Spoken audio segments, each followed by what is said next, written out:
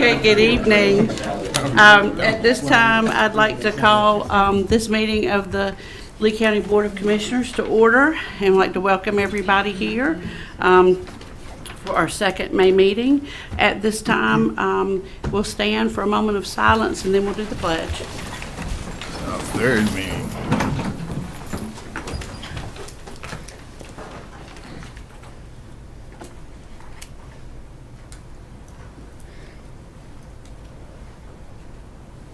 Thank you. Pledge allegiance to the flag of the United States of America and to the republic for which it stands, one nation, under God, indivisible, with liberty and justice for all. Thank you very much. At this time, we need to do some work with the agenda. And I'm looking over at our attorney to make sure I stay on track. We need to remove item C under new business, which is the TARPO ranking. And we'll just move that to next month's agenda. Mr. Montgomery couldn't be here tonight, and get some clarification on that. Then we need to add onto consent as item J. There's an increase in labor costs for the fourth floor hallway recovering.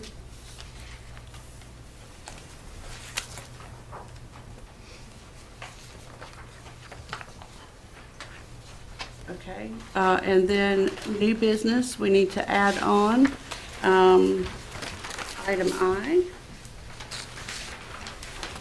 a resolution. We have somebody who's retiring, and this will be her last meeting, Ms. Yao.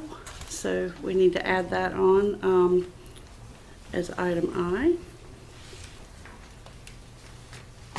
And then before, well, let's go ahead and do the agenda.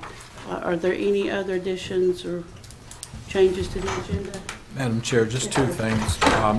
On the recommendation by the LCTC, Mr. Montgomery spoke to me and let us know that they're going to recalculate the various projects the state came down, and so it wasn't appropriate to discuss it tonight. Okay, thank you. And if I could recommend, could we put the resolution first, please? Oh, okay. Very good. If there's no objection, I completely agree with that. Ms. Yao's resolution. Yes. Mhm. She's waited this long. We don't want to let her go any sooner than we have to, but I agree. Okay, yes, and thank you for that clarification on the TARPO, Kirk. I knew there was a reason, so that makes sense. Okay, anything else for the agenda? Is there a motion? So moved. Okay, all those in favor of the agenda as amended, say aye. Aye. Opposed? Okay. Now, before we vote on consent, I need to look at the attorney over here. Yes. If we could just, there's a change that needs to be made to the May, under your 2A minutes from the May 6th meeting. On page 9, under the appointment of Lee County Tax Administrator, I had the date wrong. Ms. Yao is retiring. The minutes will now say the current tax administrator is retiring on May 31st, 2019. So I'll make that change. Okay.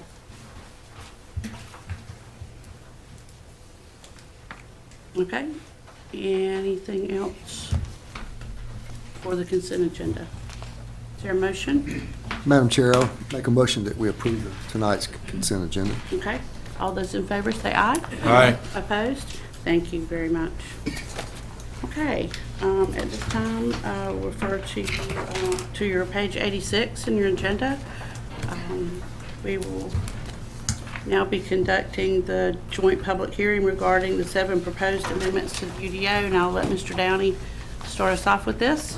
Good evening, afternoon, evening. Good evening, good afternoon. Yes, ma'am. Good afternoon, Madam Chair and members of the board. As the Madam Chair indicated, this is a public hearing on 7 proposed amendments to the UDO. Beginning on page 87 of your packet, I'll be brief and kind of giving you a little bit of background in this, and then I'm going to jump into hopefully a brief PowerPoint that may give you a little clarity and understanding since we have so many amendments to go through tonight. You may recall that Lee County partnered with Chatham County and jointly retained the services of a third-party legal consultant to review options for land use regulations for both oil and gas, or what is commonly oil and gas extraction, which is more commonly known as fracking or hydrologic fracturing. In addition to that, Lee County also independently retained the services of this same third-party consultant for the purposes of looking at our traditional mining and quarrying rules as well. So in January of 2018, over a year ago, this work began in earnest, kind of jointly with Chatham staff, with our staff, including Attorney Parrish and our zoning staff, and worked with Mr. Glenn Dunn, who is here tonight. He's going to speak a little bit on some of the legal aspects as we jump into the presentation. But Mr. Dunn and his team assisted us with this work. As you might imagine, this spent quite a few months looking at all the state rules, the state laws, as well as application to our local rules and how all these interrelate. In addition to that, in the case of mining and quarrying, we also had a set of amendments that were proposed by a local citizen, kind of led by a local citizen, Mr. Jerry Merritt, who is in the audience here tonight. And Jerry's amendments, they did a very thorough job of kind of putting together some things they'd like to see in it, and that was also forwarded to the attorney for them to review and to consider incorporating into these changes. So at this point, back in January of this year, you also may recall we did a kind of a presentation to the Joint Planning Commission, but we did invite all the governing boards and all the planning boards for all three jurisdictions. We had this presentation at the Dennis Wicker Center. And basically, the review that I'm going to give you all tonight is very similar to what we presented then. It's very similar in terms of content. We only made a few minor tweaks between now and then. And essentially, the final set of recommendations were presented to the Joint Planning Commission in April, and they were adopted and recommended that we move forward to public hearing tonight. And so with that, I'm going to kind of proceed here with the PowerPoint. Yeah. Okay. So the way I'm going to try to break this down, the 7 amendments that you have here, we're not going to follow those directly because they're a mix of both oil and gas as well as mining. What I'm going to try to do is lay this out for you, where we're going to talk about the oil and gas extraction first, then we're going to talk about the traditional mining, and then at the end we're going to talk about a couple of amendments that affect both. So for oil and gas extraction, fracking, Amendment 5 in your packet, this is basically what we came up with. We needed a solid definition to how to define oil and gas. And you'll see it's oil and gas exploration, development, and production. And this is taken directly from the state rules and the state law that was enacted so that we're consistent with the language therein. Pretty straightforward. And by the way, Madam Chair, I'll pause if there's questions as we go along, so just kind of keep this informal. But I'll keep rolling if I don't get any questions. So, after we had a definition there, the next thing we looked at is how does Lee County want to regulate this? What can we regulate? How do we regulate this particular new activity, since this is not something we've had in our community before? And what we did is we added 2 definitions to, or what we're proposing to do is add 2 definitions to our UDO. One is specifically for the direct activity of oil, gas, exploration, development, and production. And then separately, in addition to that, we're also talking about adding a definition or a line item for gas compressor stations. And the reason we do that is the gas compressor stations are typically off-site and somewhere along the line as they're moving this product. So we felt like it was consistent to go ahead and put both of those in there. And what you will notice is that they're both, that little S that you see under RA, and I apologize, it may be a little hard to see, but the top black bar at the top are the different zoning districts we have in Lee County. The first column is residential agricultural. The last 2 columns are light industrial and heavy industrial. Those are the only 3 zoning districts that allow or would allow this particular use, and it would be only as a special use permit. So to be clear, that means it goes in front of your Board of Adjustment for approval through a quasi-judicial process. And you'll notice that the gas compressor stations are treated exactly the same way. Questions? Is that state guideline? What's that? Those zoning areas, that's a state guideline?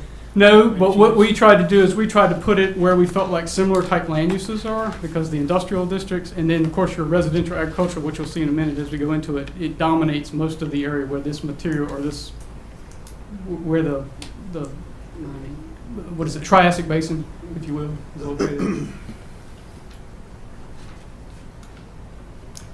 Okay, so one of the other things we looked at, a lot of times when you do a special use permit, you can put local rules in your ordinance that gives your Board of Adjustment more criteria, if you will, that they can look at. If you look at the bottom of this slide number 5 here, you can see if this works. And, oops. Does it have a pointer on it? I'm sorry. Should be at the top. Got it. So if you look at these 4 little sub-bullets here, Commissioner Connect, when you were talking about state rules, that is what the state law says that you have to meet in terms of the special use permit. So every jurisdiction in the state, that's the 4 rules that anybody who applies for a special use permit, the Board of Adjustment, the respective Board of Adjustment, those are the 4 criteria they have to meet to issue that special use permit. Now, as I said, sometimes with certain land uses, and you'll see this later on when we talk about mining and quarry, locally you can add additional rules.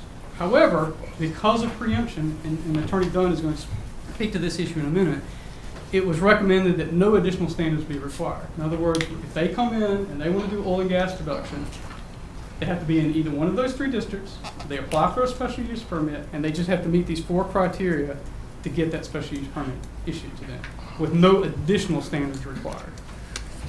Questions about that? And that is different than a lot of times what we do with other uses. And it's mainly because of this issue of preemption. And I'm going to pause here and let Attorney Dunn talk a little bit about preemption and why this is treated differently than some of our other uses. Go ahead.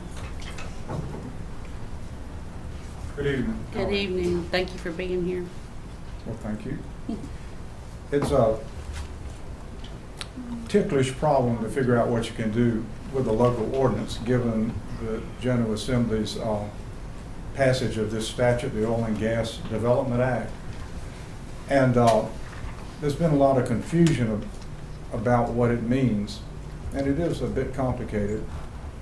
But I'll try to sum it up for you and then sort of tell you how that leads to the regulatory approach that we're taking. The Oil and Gas Act, what I'll call the preemption provisions or the restrictions they place on local ordinances, this act places on local ordinances, starts out with the typical language of what we call preemption, we lawyers call preemption, stating that we intend to set up a state program and to have across the state a uniform system of regulation of oil and gas development. But interestingly, once it gives you that sort of preemption language and says you're not to have any ordinance provisions that are inconsistent with the state permitting program or that duplicate or otherwise, I guess in a way that would be inconsistent with the state program. But then it follows that it says essentially that you can, as you'll see in C1, you can have general local ordinance generally applicable to development. And we chose the approach that we're taking, the special use permit, because special use permits are used by literally every local government in the state. They're used generally for all types of land uses, though not all the land uses in a jurisdiction. And the standards, which Marshall just mentioned, there are 4 standards that are statutorily allowed for special use permits. And though they're not always worded exactly the same way in a local ordinance, they generally are the same. So because it's such a common land use and development regulatory tool, we felt like the special use permit approach is the best way to go without trying to adopt various standards, specific standards for what, well, that would apply to gas and oil activities in the county. Let me hasten to add there that the state regulatory program, a big part of the time spent on this was reading through the regulations and the statute for the state regulatory program, which is 50+ pages. And they are very thorough, and the Oil and Gas Commission is still working on those. So it's not as though the state is not doing a thorough regulatory program.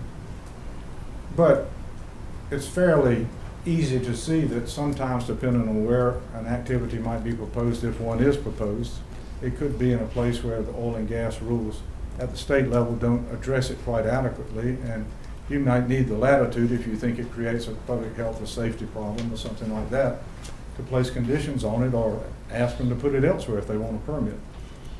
And that's what the special use permit process allows you to do. I want to add also that this process, I kind of look at it as though if your ordinance is generally applicable to development, you get past the blanket preemption. You kind of gotten through the first gate. From there, if a proponent of an oil and gas activity doesn't like the application of the special use permit, then that person can petition the Oil and Gas Commission to preempt. It depends on what you've done. I suppose they could ask to preempt your ordinance, but they could certainly ask to preempt the ordinance as applied to them if they don't like a permit condition or the fact that you denied a permit perhaps under the special use permit. But once you're through the first gate, and assuming this is found, the special use permit approach is found to be generally applicable to development, which I think it should be, that nothing's ever quite certain, I'll have to say, then in my view, the presumption switches. If a proponent for an activity asks the State Oil and Gas Commission to preempt some aspect of the ordinance or its application to them, then there's a pretty strong assumption that the ordinance is correct, and the Oil and Gas Commission has to make those 4 findings in order to preempt it. The first one is just that there's a local ordinance that does regulate oil and gas. In other words, there's a reason for them to be there. Second is that all legally required state and federal permits and approvals have been issued and any requirements, et cetera, have been met. So before your ordinance or its application could be preempted, the oil and gas activity proponent's got to get all the other permits and get them in place. And then they have to find that the local citizens and elected officials have had adequate opportunity to participate. There's been adequate public participation. And finally, and very importantly, that the oil and gas exploration, development, and production activities, use of horizontal drilling, fracturing, et cetera, will not pose an unreasonable health or environmental risk to the surrounding locality, and the operator has taken all reasonable measures to avoid and manage foreseeable risk and to comply with maximum feasible extent with applicable local ordinances. So we think that really dovetails nicely into those general special use permit standards that you have. And so we feel like taking this approach should pass muster as a type of ordinance that's generally applicable to development, and that if you apply it reasonably, that it should survive a preemption claim. Any questions about this legal provision? Did I confuse you more, or is it fairly clear? You got this. You did. Yeah, good job. I confused you, or is it? You did. Oh. Well, ask me any questions you like. I'll try to help as much as I can.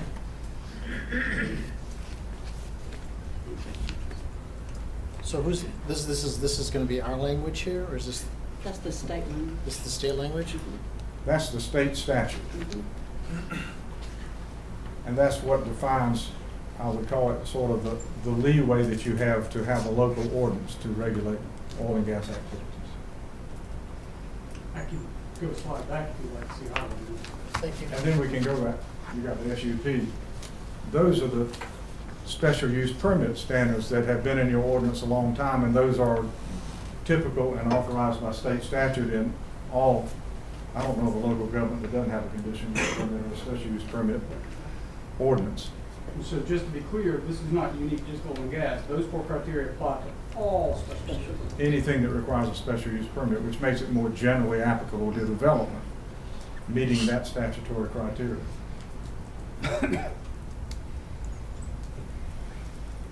On the other page, I guess 6, down at about number 3.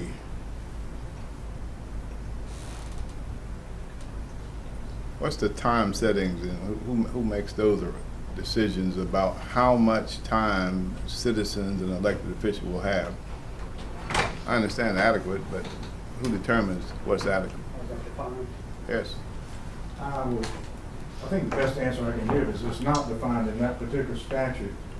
But whatever procedures you have for a special use permit, including public hearing, which I think is always an option, and you will have a quasi judicial hearing, the Board of Adjustment will actually, in order to decide whether to issue the special use permit. If you've gone through that procedure and met a public notice and hearing requirement, presumably that would satisfy that number 3 requirement right there. And if the Board of Adjustment decides that there's still a lot of confusion about the process, can we extend the time? And typically, But you do this so little yeah, more than so what I would say is typically Board of Adjustment is fact-based. All right. So they're not gonna typically extend the time unless there's some reason where maybe there hasn't been enough. Right. But they have the Opportunity authority. for both sides to have reasonable time to gather their case, for lack of a better description, and that's more attorney world than it's mine. But I think that's usually the case. But once there's confidence that the application is complete and that the opposition's had time to get their counsel and kind of get everything going, then normally the case goes forward. And we do, just as a reminder, as Glenn was alluding to, we post the property, we do notices to the surrounding property owners, and we do run it in the newspaper. That's how, and we do that pretty much all of our zoning cases, land use cases. But probably you have the latitude, and the Board of Adjustment has the latitude to extend if they think there's some really good reason. That's my Sometimes you have to get the question, agreement yeah. of the person who applied for the special use permit if you've got a sort of time schedule in your ordinance. But the Board of Adjustment and the person applying for the special use permit can agree, we need to take more time with this All right. if that's appropriate under the Okay. circumstances. That's why that's why I don't like that verbiage, like you said, adequate, Mm-hmm. unreasonable. Who defines those particular words? Right. You know, that's kind Judges? of, That's legislature I was gonna say a judge. it's just open-ended. No, I understand. I mean, Yeah. The reasonable man or woman decides what's reasonable. Now, those are- agreement, we don't like vague words. No, that's why I was like, yeah. Yeah. Yeah, that's a classic language that can't be defined until you get the facts and circumstances, and then frankly, it's up, in this case, it would be up to the Oil and Gas Commission to decide what was reasonable. Yep. Any more questions? I have a question. Yeah. So the amendments that you proposed are based off of this, or I'm Yes. just the connection between. Sure. Yeah, so we have 2 amendments, actually 3 amendments related to oil and gas. The first one was the definition, but this particular was based off of that preemption and that what you just described is essentially what we're trying to do is define, if somebody comes in our community and they want to do fracking, by adopting these rules, this is going to establish that process and that procedure, where they can be located and what approval process they have to go through to get their permits. And that's based primarily on what the state says we can and can't do. Okay. And if it helps, we're not trying to adopt any very specific standards that someone would use about where I can locate it. It really, by using the special use permit process, you're using a very flexible Case by tool that case. depends on what they're proposing to do and where they propose to do it. And then you have to go into that sort of analysis. Is there any kind of impact here that worries me, or they're too close to something, or is it, and so you take them one at a time and see if there's something that you think about that particular proposal that makes it unreasonable or dangerous or environmentally a problem. If no more questions, I'll move on to mine. So Thank you, Mr. Thank you. So everything you just heard about preemption, just keep in mind, kind of put that in a box. That's Okay. all about oil and gas, because now we're going to talk about traditional mining and quarrying. And this is, you have a lot more freedom locally in terms of what you can and can't do in terms of process and review. So with that, again, what we wanted to do is take a look at our current definition of mining. We updated our definition of mining.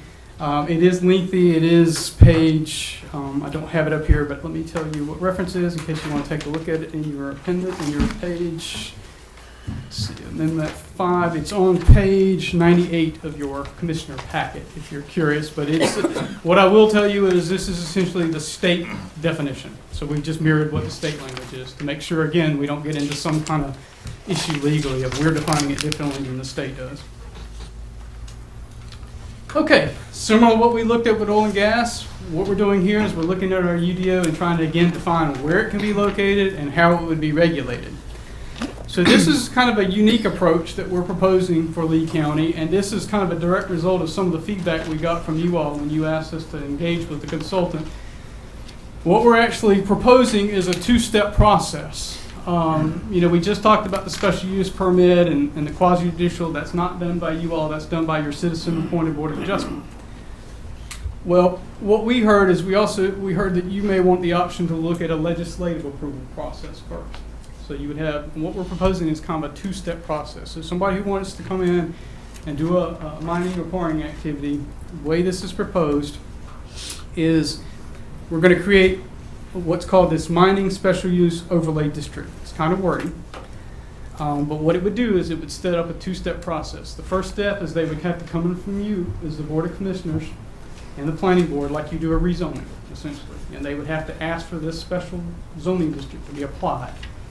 And I'll go into the details of that in a minute, but that's essentially the first step. If that's approved, then they would still apply for the special use permit and go through that quasi-judicial site-SAM specific process. But I want to talk a little bit with you a little more about the new mining special overlay district.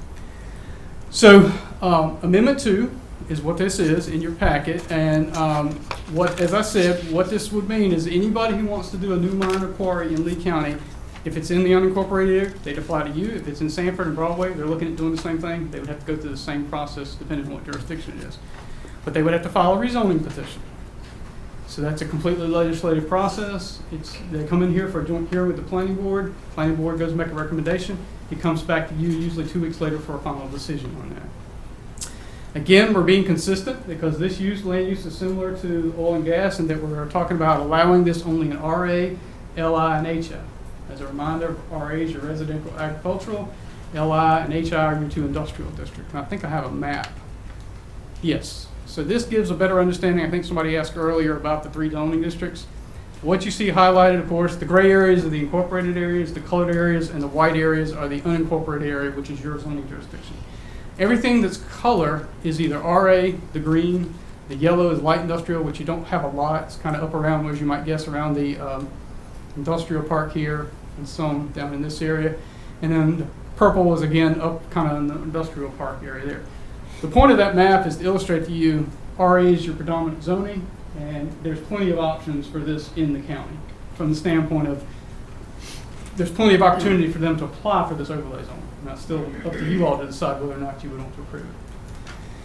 A couple other things that are part of this new overlay zoning district, there are a couple of spacing requirements. You'll notice at the bottom here, 1/2 mile from any existing school, library, daycare facility, health care facility, park, and or religious institution, and then 1,000 feet from any existing dwelling unit located in a residential zoning district and not located on the same property as they use. So if they want to mine and quarry on the property that they have and they have a house on it, that's not a problem. This would just be on the adjoining property that would be affected by it. Questions on that? And then I will tell you the full depth of the overlay is on page 90 of your packet if you want to see the full details. But for the interest of time, I wasn't going to go into every little step of it, but I'll pause if there's any questions you have about it. I'll go ahead and talk about maybe the special use part of it, but that's kind of really the highlights of the legislative part. It goes in front of you all. It does have the spacing requirement, and it's limited to those 3 zoning districts, which you saw is a pretty good amount of county. Yes, sir. So refresh our thing. So we say yes, then they go to the quasi-judicial, correct? You say yes. We say no, but they still want to, then what are their options? They can't go forward without you approving the legislative part. Can they go higher? Can they go to the state and petition then, or?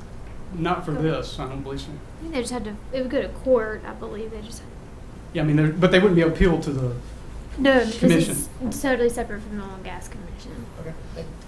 No, I mean, just in essence, they can then, they want to move forward. I'm just asking, then they'd have to sue. They the could county. sue, they could reapply, maybe change their application. But effectively, it stops that particular application from going forward locally. Thank Go you. back to your map, if you will. Sure.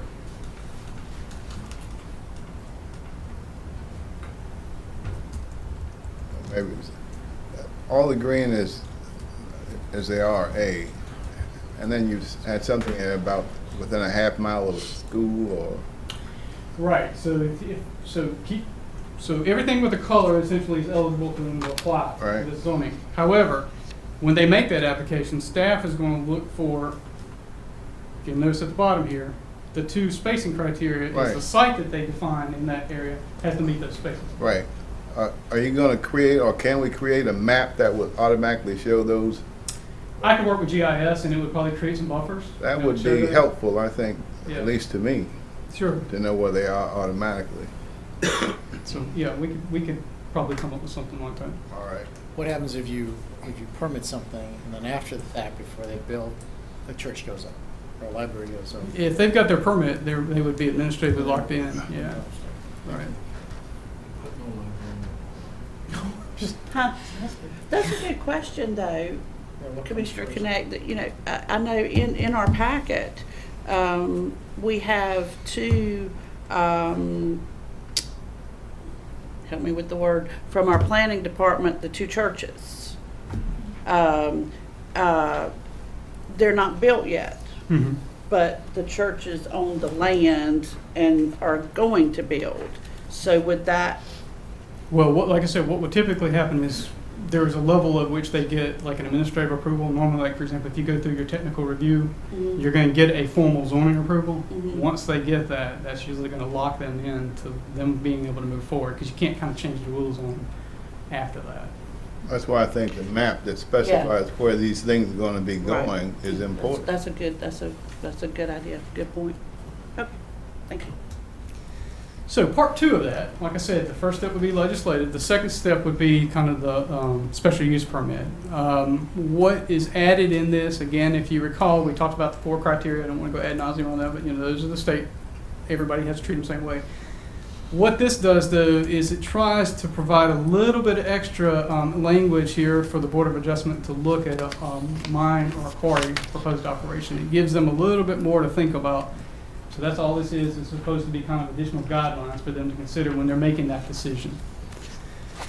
And then again, on pages, and I refer to this because there's a lot of information here, but Amendment 2, the last couple pages of that, there's a lot of additional criteria. Remember we talked about oil and gas? We weren't going to require any additional criteria. It was just those 4 things. This one, we feel like legally we're fine. We can add a lot of more criteria and put a lot of more information that the applicant has to meet and provide that information to both for the special use permit for that quasi judicial aspect of it. And that's basically on 91 and 92 and continues on 93 of your packet. So like I said, it's a lot of information there, and I won't go into it unless you all have particular questions. Amendment 3, this is also additional criteria that is another part of the ordinance. It's an can't speak tonight. Section 5, which is typically where we set aside specific uses for specific land use activities. So these, about 9 or so bullet points. These are additional standards that they would have to meet for quarrying and mining. And these have all, again, these were reviewed. Some of the items from Mr. Merritt's request and some of those things, it was all kind of looked at, and some of those were incorporated or attempted to be incorporated in here. So if there's no questions, I'll keep going. So that concludes basically the process for what's proposed for mining and quarrying. 2-step process, legislative, you all would kind of be the final say on that. And then back to the special use permit. It does have some spatial requirements for the legislative aspect of it, and it also has more criteria for the special use permit. I'll pause if there's any additional questions. So the last 2 I want to talk about are proposed changes that affect both oil and gas and mining, and then one of these actually affects other land uses. And this is something, this is Amendment 6.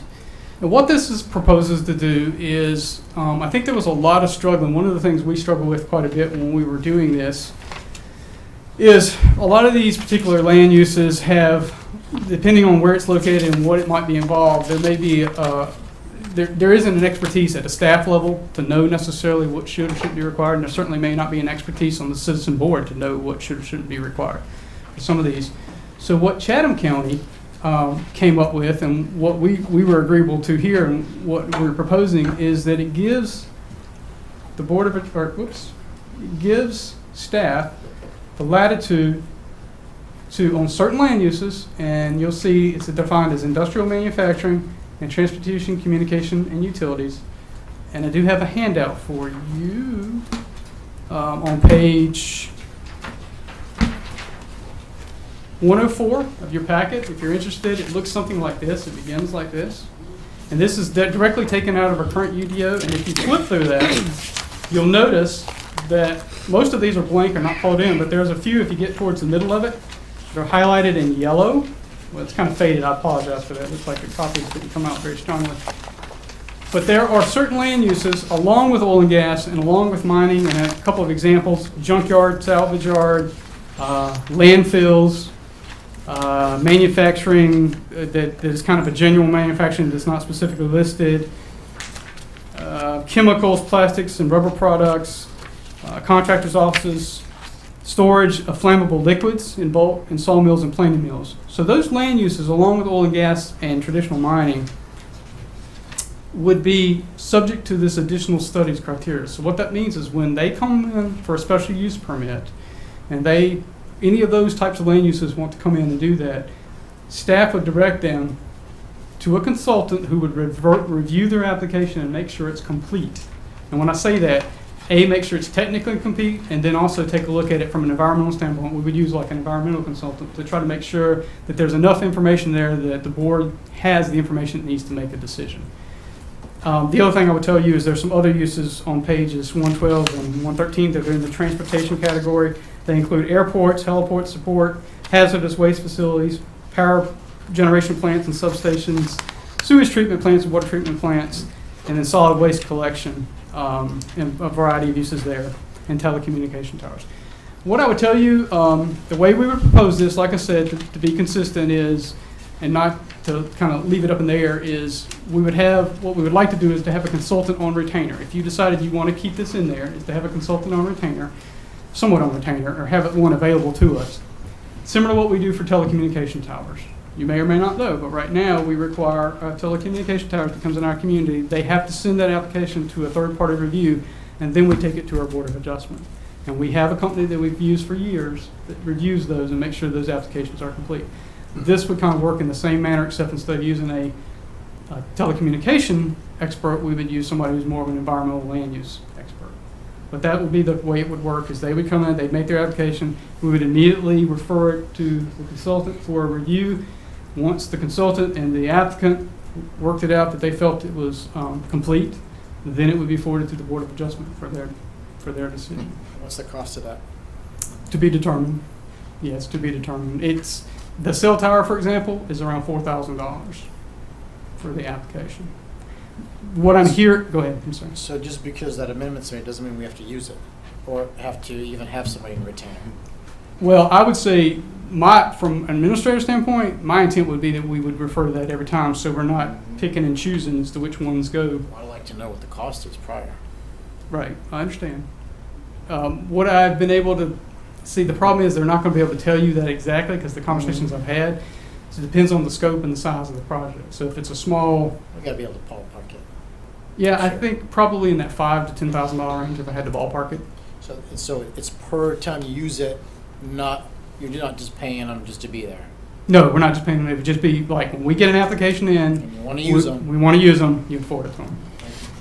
But if they wanted to select their own, is that possible? Well, right, so it says if it's mutually agreeable. So if they came up with one and we Yeah. felt like it was reasonable and that Right. they would be, the idea is you want to find somebody who's professional and unbiased that would give it a thorough review, yes, we would allow that. Yeah. But we would have somebody lined up just in case too. That they didn't have someone. So technically, it sounds like we're gonna have a consultant, period. You're going to need to, based on this. Yeah, That's that what I'm would be hearing. my thought, right. Yes, you're going to All need to have somebody who would be able to take those applications and review them if this is Right. allowed. That's what I'm hearing. Which obviously, to your point, we would start having to budget some amount of money in there depending on how many of these we expect. And keep in mind that list of land uses, we don't get a lot of those, Right. but we still have to have some in there to deal with that just in case it comes up. Any additional questions on that? I'll move on. All right, the last one is pretty straightforward. This is basically just prohibits oil and gas as well as traditional mining and quarrying from being located within a flood hazard area, 100-year floodplain. That's pretty straightforward. We just didn't have that specified in our current floodplain regulations. But I think that's probably the simplest one of all of them in terms of, That's not in state statutes? not in our local ordinance. No, I'm talking about the state. It may be, but we just wanted to go ahead and put it in our local ordinance, just to be clear. Makes sense. And that concludes my comments. If there's, I know I've thrown a lot of information at you. But we'll take any additional questions. Is the Butler well that's close to the Deep River in the 100-year floodplain? I do not know, honestly. Depends on, I mean, There's a well. yeah, I'm not sure. Oh, yeah, high up there. And depending on where you are along that river, that floodplain goes a long way out. Okay, any more questions for Mr. Down? Well, what's the typical cost for a consultant for us? Well, for the cell tower, it's the best example I can tell you is That's about one. $4,000. That's per application. It's a flat fee of $4,000 is what they do. And they normally have about a 60-day turnaround. They'll take the application. The guy who we've had for years used to work in the industry, and you know they just kind of work out. It's usually minor details. Do you have them on retainer? Probably not for this. What I would say in some of the what I was telling the Joint Planning Commission is the city of Sanford has been successful in getting a couple brownfield grants. Right. We use a firm called Cardinode, which is based out of, well, I shouldn't say that, but the guy I work with is based out of Columbia, South Carolina. And they're an environmental firm, and that's what they do. So I reached out to him. They have some folks in Richmond, in their Richmond office, that do this very thing for local governments. He also has a guy more locally, kind of right here in our backyard, who's a retired land use planner but has strong environmental that we could also use too, potentially. And so when I asked them about the money, they wouldn't give me specifics, but they ballparked 5 to 10, but it could be, you know, all over the place, depending on the size and breadth of the application. Okay.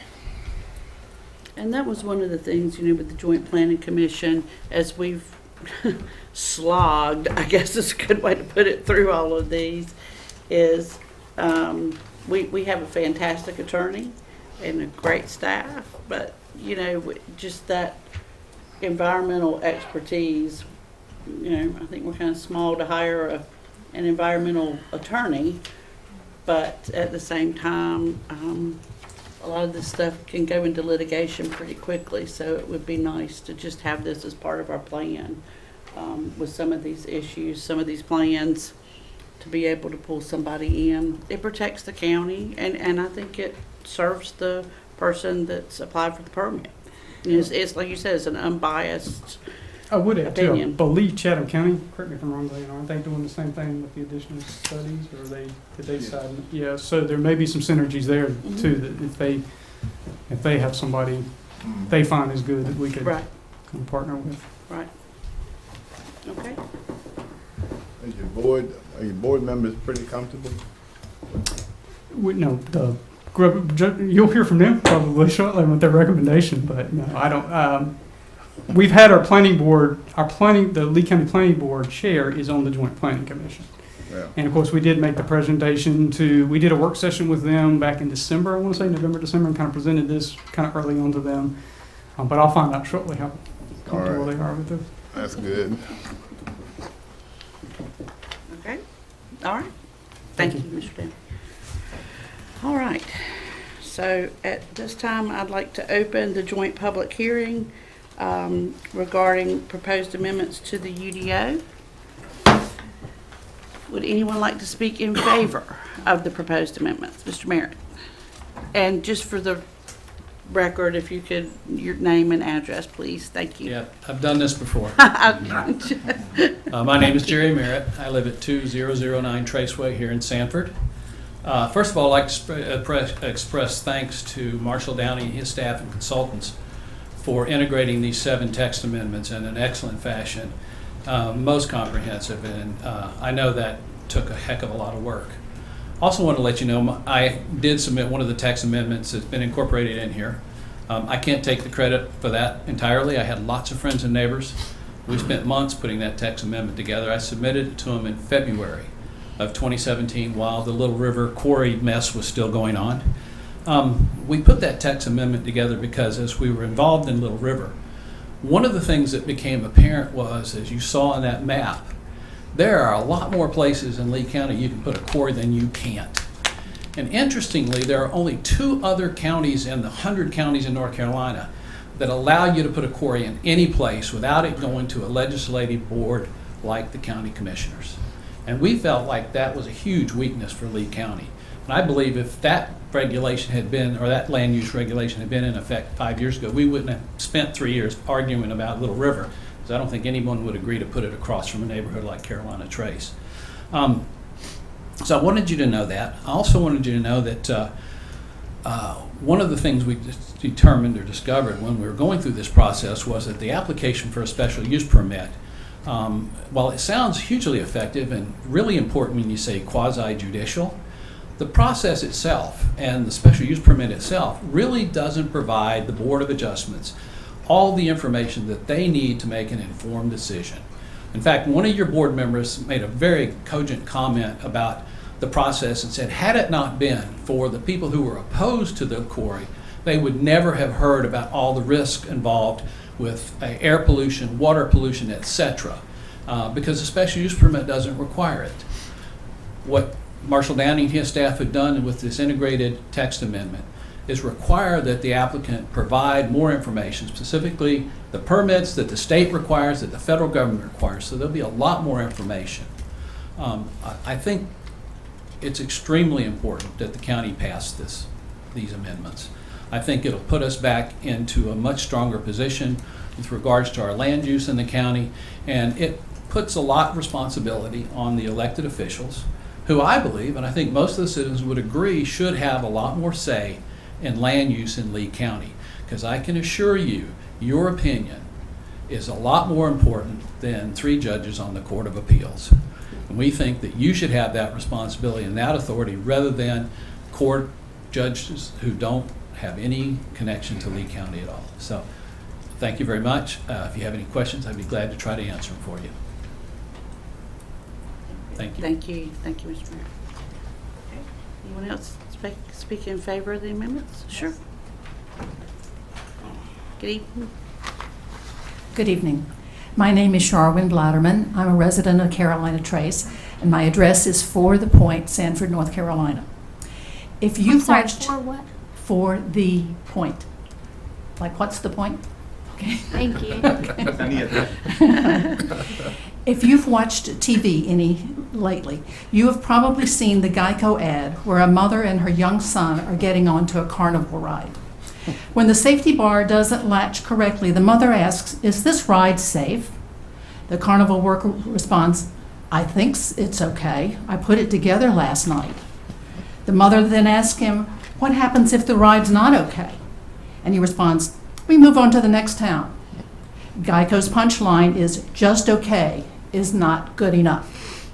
Similarly, a kiss and a promise and a keep your fingers crossed that everything will be okay is just not enough when the safety of our environment, the safety of our residents, their health, well-being, and economic security are at stake. The current Lee County standards for establishing mines and quarries were adopted in the 1990s and are outdated. Developers who wish to establish a mine or quarry now are required to provide minimal information, which makes it impossible for county officials to make fully informed decisions.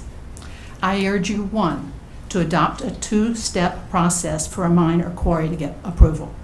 2, to require applicants to obtain an independent traffic analysis and to get NCDOT permission for access to Lee County roads and highways prior to securing a special use permit.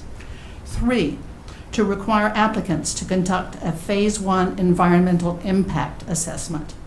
And 4, to provide county officials with copies of all state and federal applications that are necessary for mining or quarrying operations. These applications contain important information that helps our officials make informed decisions.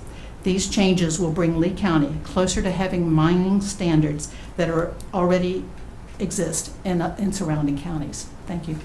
Thank you. Anyone else to speak in favor? Anyone to speak in opposition? Okay, I'll close the public hearing. Thank you very much for all your input, and to echo Mr. Merritt's sentiments to Mr. Downey as well and his staff. Okay, at this time we'll give our planning board folks time to exit. Thank you for your service. Just close that for just a minute.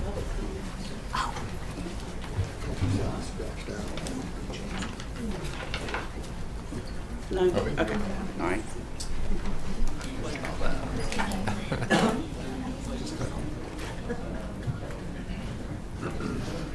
Okay, no public comments. No, ma'am. All right, moving on into new business.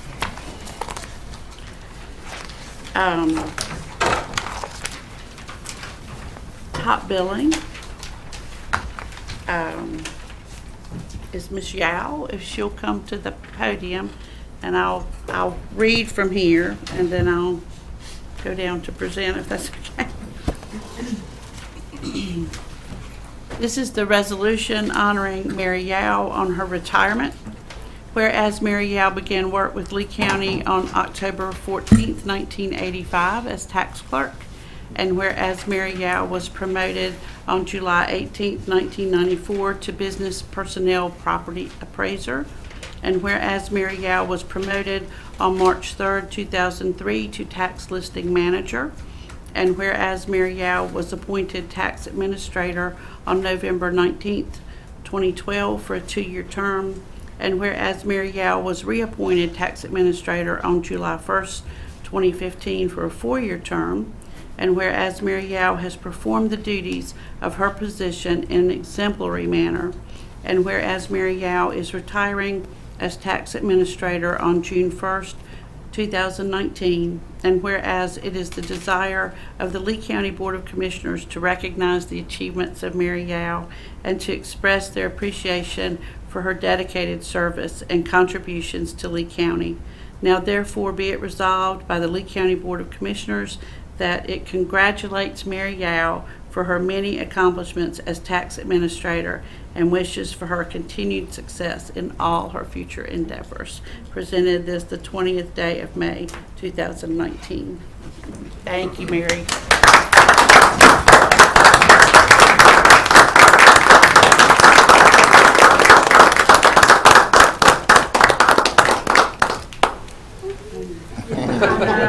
It's so well deserved, but we are definitely going to miss you. And JB's here. Look, open it up here. So. Thank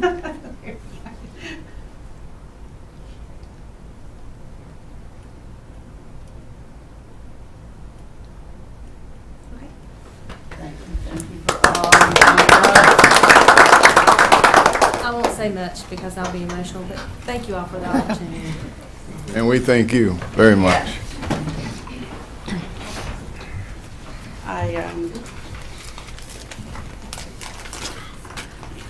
I think as we talk to our counterparts across the state and outside of the state, if they want to know an example of the very best tax administrator a county could have, we just say Mary Yao.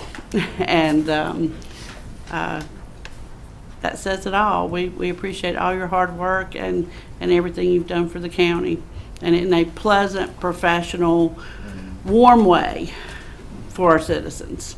So we do appreciate it so much, Mary. Okay. Our next item is the presentation.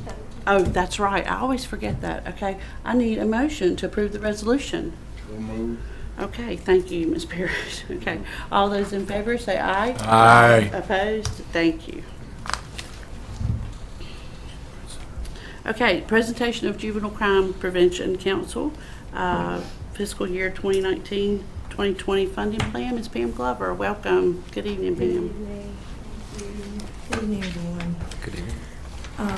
And what you see on the, we had to, our state consultant actually called me on Friday afternoon, late afternoon, to tell me that NCI laws, oops, there was a little error. Oh, no. So that paper with the county plan, that didn't change the dollar amount for JCPC. It's still 161,771, but the amount that was in NCI laws initially for the in-kind is what the programs have to provide. Right. That amount is what had changed. Okay. So that's what, that additional little piece of paper, it replaced the initial one that was in your packet, page 4 of your packet. Okay.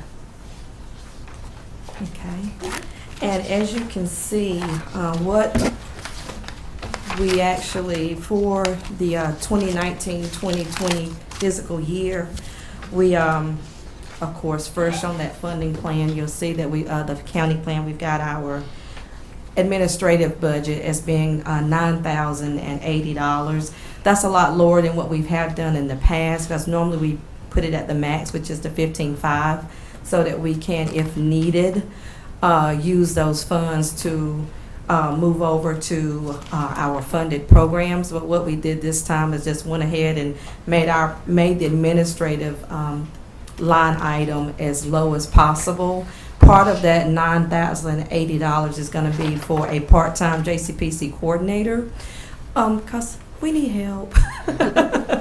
Angelina, she said one night at a meeting, she says, Pam, I actually thought you worked it for JCPC, and then I realized you didn't when I emailed her like in midnight and different things, and on Sundays and Saturdays and whatever. But so Marsha Woodle and I, we do a lot. JCPC actually takes a lot of work. So we're going to be advertising for a part-time coordinator. I'm telling you this so you can share the information. 10 hours a week, $14 an hour, 10 months a year. Would love to have someone with at least 2 years of administrative experience.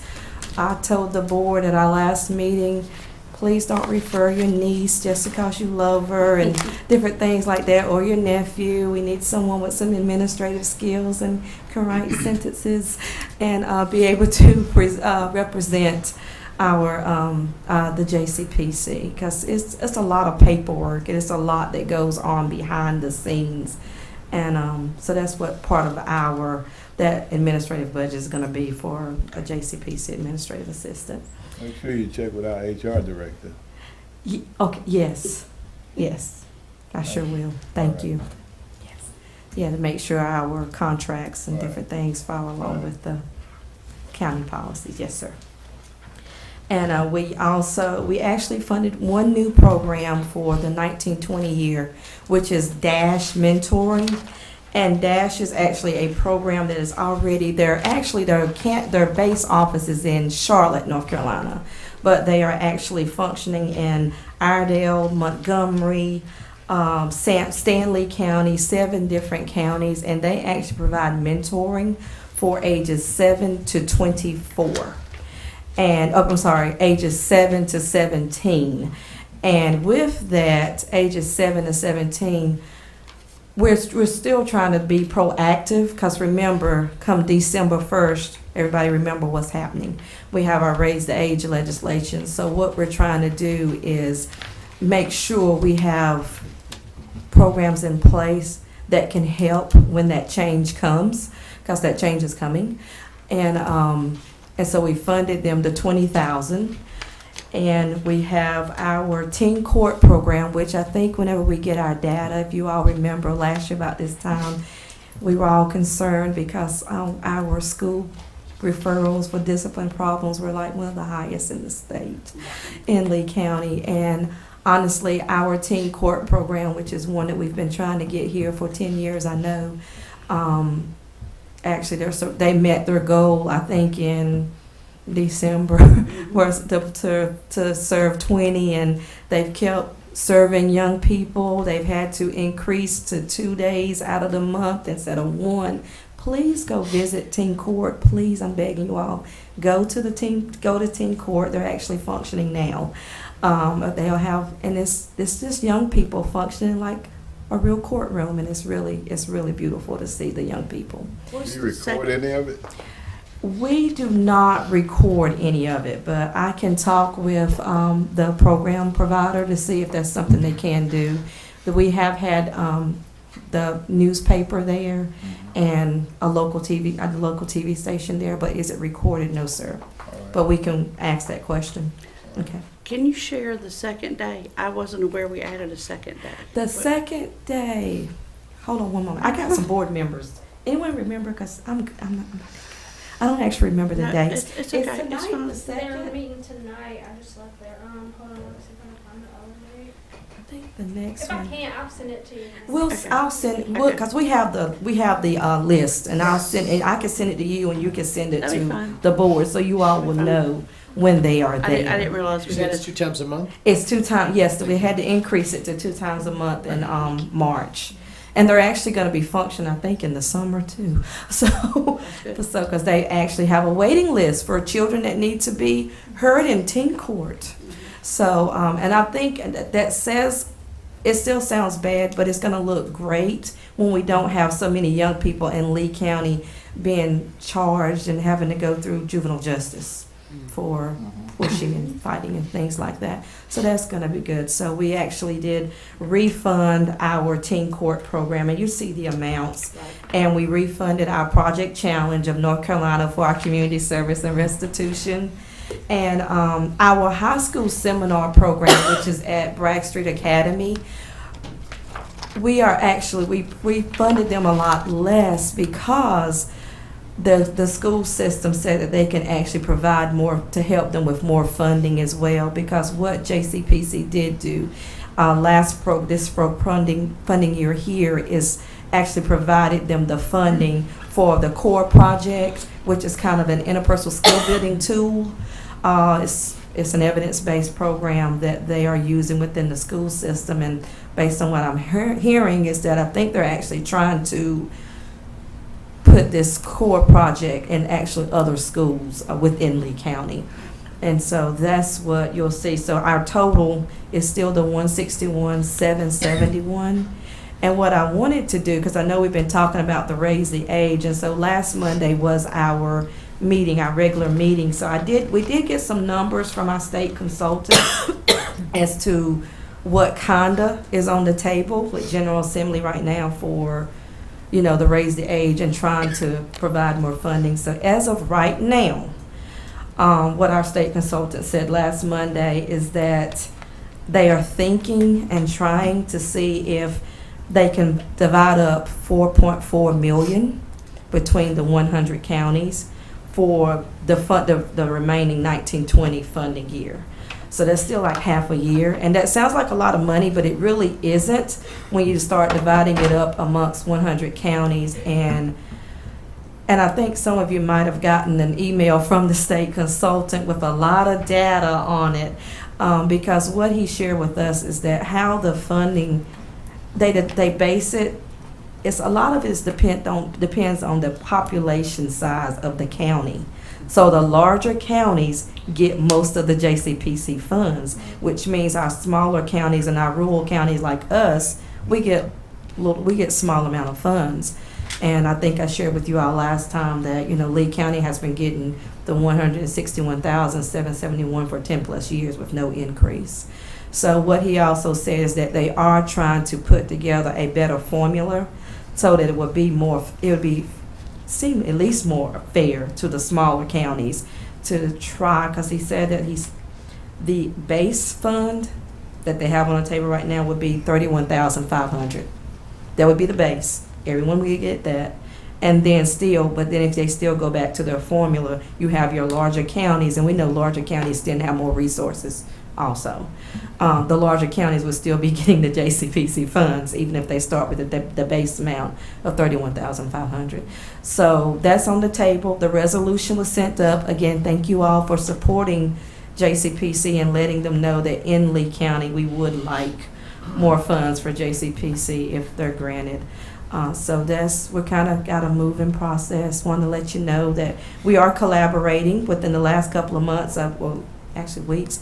I've actually got contacted by Lindsay Tippin with CCCC with the Youth Build program that actually receives funding through the Department of Labor that wants to partner with our JCPC. They don't need JCPC funds because they have their own funds. They just want to work with our juvenile justice and see how they can support us, as well as another program that's is called the Glad Dads, DADS, LLC. He's actually a gentleman by the name of Dion Chavis that actually presents at the North Carolina Juvenile Services Association a lot, that focuses a lot on fatherlessness and trying to build the families back together and different things like that, and has reached out to see, actually is in Raleigh, North Carolina, how they can come and help in Lee County as well. So we're trying to be proactive and pull as many resources that we can that don't need JCPC funds, just in case, because we don't know what's going to happen with the General Assembly, but we do know that come December 1st, we're going to have more older young people staying in juvenile justice. And so that's kind of what we're doing, trying to move forward and be proactive at the same time. Any questions? I'm looking, you had 2 vacancies. Yes, we have There it is, business community member and United Way representative. Yes. Is there somebody, could you stretch it maybe a little bit and get somebody from CCCC with the build program as that business community member? We could definitely do that. Both of those, Youth Build and the Dads, the Glad Dads, both of them are actually going to be at our June meeting. Good. And they're going to come in and present. It's because we wanted to go ahead and at least talk with them before the end of the program year so we can know what we're working with come 1920.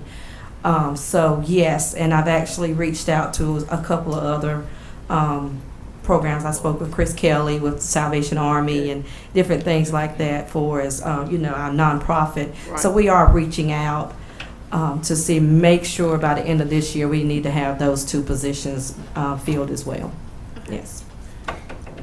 Any questions from Ms. Butler? Who else provides oversight of the teen courts? The oversight. Just your board or? Our board, the state consultant.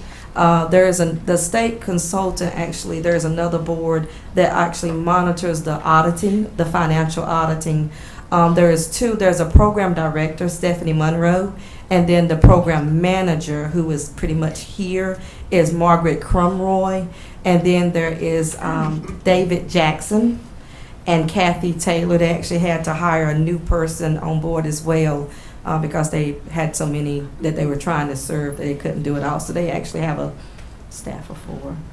Yeah. Okay, I guess, I know they're watching the money. I know there's somebody doing that. I want to know who evaluates the program overall at the end of the year or 6 months or whatever. What happens is that the JCPC, the Department of Public Safety mandates that we actually have to do quarterly monitoring for the programs. Now that is for the programs.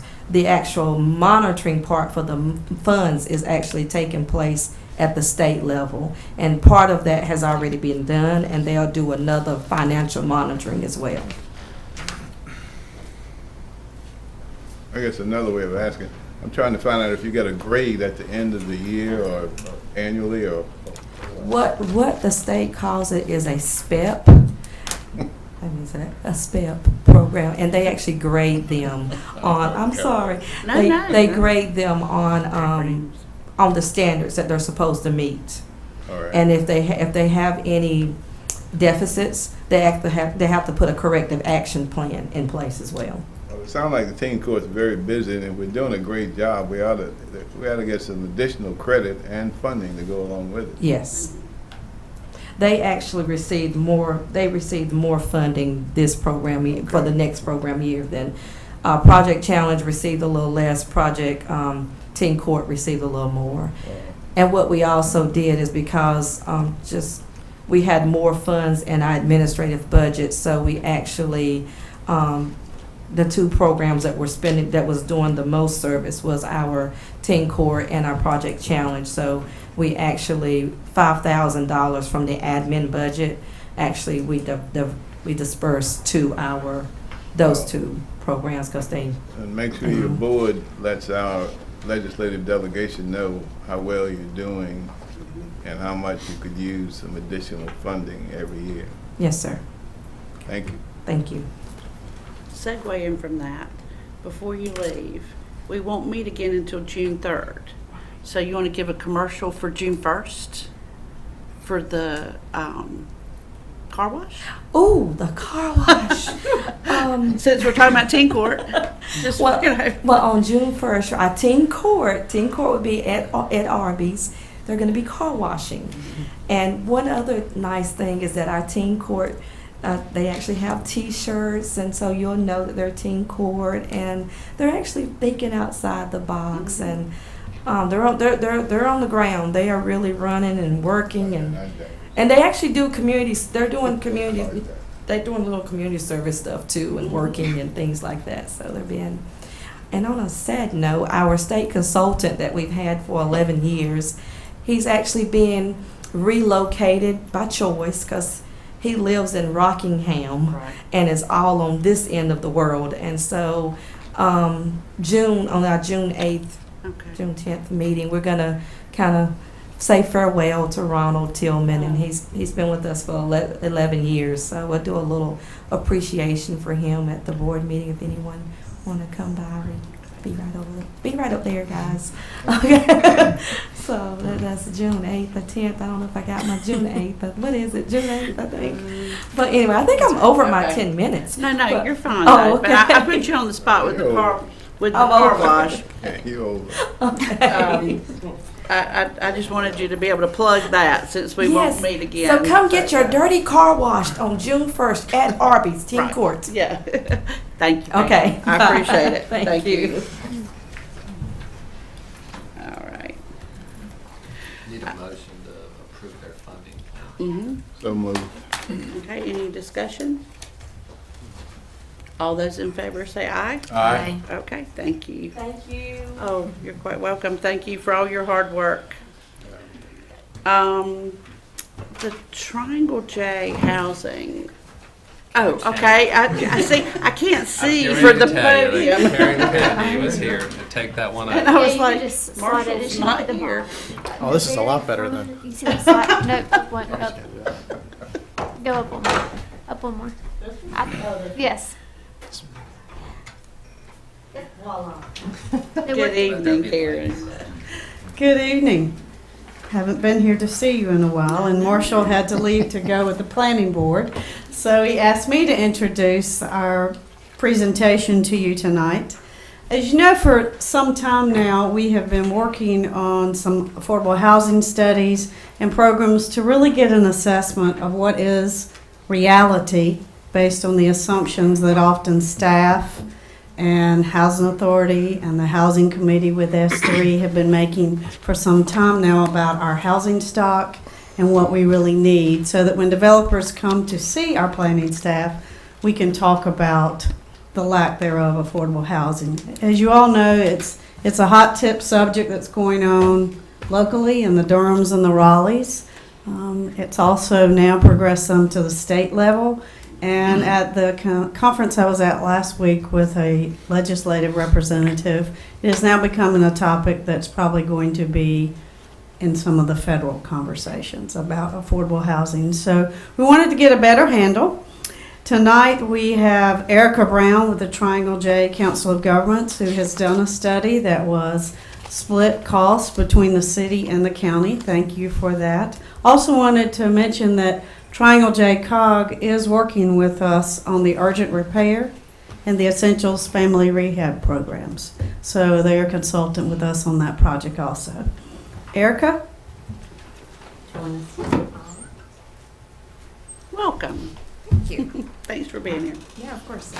So as Karen said, my name is Erica Brown. I'm a planner at Triangle J, and I primarily worked on this study as well as with one other colleague of mine, Aspen Romine, who's unable to be here tonight. But if you have any questions, please feel free to ask throughout or at the end, whatever is your preference. And before we get started, I also just wanted to mention there is a lot of data in this presentation and in the report so far, and most of that data did come from the U.S. Census Bureau American Community Survey. So just a reminder, that is an estimate, it's not a count. And we pulled data between 2012 and 2018. So it is a 5-year estimate, which tends to be a little more reliable than just the 1-year estimate. So a little background about Triangle J, if you are not very familiar with us and what we do. We're an intergovernmental organization that serves the Triangle area. We provide regional planning expertise, and we also house the Area Agency on Aging. We primarily want to serve our member governments to help them better sustain and improve the quality of life for their citizens, and we do that in a variety of ways, including housing-related projects, which began just a few years ago out of a desire from some of our member governments who saw that housing affordability was becoming an issue, but they didn't have staff capacity to deal with that because it was sort of a newer issue. Since then, in the last 3 years, we have worked with Chatham, Wake, Durham, Orange, Johnston, and now Lee counties on affordable housing projects. Today, we're going to briefly talk a little bit about sort of what the goal of the housing study is and what that included as far as the different components of the study. I'll give you a brief overview of some of the trends that we found from doing the analysis, discuss the opportunity sites analysis that we conducted, and I'll explain more about that later, and then provide an overview of the strategies that we suggest to sort of tackle affordable housing within the county and within the city of Sanford as well. So what is a housing study? Essentially, as Karen mentioned, it's a way for you to better understand the need of housing in your community and help think about opportunities to move forward to address some of the needs. We looked at socio-demographic data and also reviewed the existing housing stock to determine some of the housing needs within Lee County. We also conducted an affordable housing inventory to know how many affordable units are in your community. We did the opportunity sites analysis. Like I said, I'll talk more about that later. And then the strategies that we included are just potential strategies that either the city or the county could move forward with implementing if they are interested. So to lay the groundwork, what is affordable housing? What is housing affordability? Housing is considered affordable if a household spends no more than 30% of their gross monthly income on both either rent or a mortgage and their utilities. So if they spend more than that 30% threshold, they would be considered housing cost burdened. While this is important for everyone, it's particularly important for some of our low and moderate income households because if you can imagine, if you're spending 50% of your income on housing every month and you happen to only make $2,000 a month, that means you just have $1,000 left to spend on transportation and all other remaining costs. So the way that we define low and moderate income household is actually through the U.S. Department of Housing and Urban Development. They put out income limits by geographic area and on an annual basis. So this blue table here and included in your packets, that is for the 2018 year, that is for Lee County. So the median income for a family of 4 was $58,000. And when it comes to affordable housing and low and moderate incomes, 80% of AMI or area median income is what's generally targeted in different kinds of programs. So you'll see for a family of 4, that is I think that's the 46,400 number. And in some communities like Chapel Hill, for example, where the cost of housing is incredibly high, they sometimes target some of their programs to go up to 120% of AMI, which is a little bit more considered workforce housing. So there are multiple types of affordable housing. Essentially, the spoiler alert is that it's not all income restricted and it's not all subsidized. The main type of affordable housing that you would consider when you hear that term is probably the public housing, the low-income housing tax credits. That's going to be considered legally binding affordably restricted housing, LBAR. And that, of course, is income restricted generally for a period of time, sometimes up to 30 years if you're doing the low-income housing tax credit program, or up to potentially 99 years, which is considered permanent affordability for some other types of affordable housing. The truth, though, is that naturally occurring affordable housing is incredibly important, and in the city of Sanford, there is a lot of it, and throughout the county generally. And what that is it's market rate housing that is affordable to those income levels we talked about before. And because it is affordable, that generally means it's maybe not in a super desirable location. It could have a lack of amenities that other market rate properties have, or the quality could be not very up to par. And I wanted to mention that Lee County overall has close to 1,500 affordable housing units, 1,500 LBAR units, and then 1,600 NOAA units. And actually what's really interesting is only 2% of those overall are affordable to households that make 30% of AMI or less. And that's around less than $25,000 a year. So some of the key trends we pulled out while doing this study is that first and foremost, the population in Lee County is currently very diverse, especially in Sanford, and is projected to continue to be very diverse. I believe from the State Office of Budget and Management, I noted that, and I have it here, the population growth will remain steady, but it's not evenly distributed. In fact, by 2020, the Hispanic population will have grown by 25% in the last 10 years, and between 2020 and 2030, it's projected to grow another 18%. So that's pretty rapidly growing. There's also many cost burden households, so that 30% number, there are 1 in 2 of low and moderate income households, which we define as 80% of AMI or below. They're paying more than that 30% amount. I believe overall, not just low and moderate income households, but 1 in 3 households in Lee County are paying more, 28% are paying more than that 30% amount on housing alone. There is also a housing supply and demand mismatch. So essentially what that means is that there's a lot of small households, 1 and 2 person households, and there are very few small units or small houses. So that would have 1 or 2 bedrooms, and that mismatch can be challenging if a small household would like to rent or own a small unit that costs less generally. The supply is not really there. And then housing quality needs for affordable units are also really especially important to Sanford. As I mentioned, you guys have a lot of NOAA units that naturally occur in affordable housing.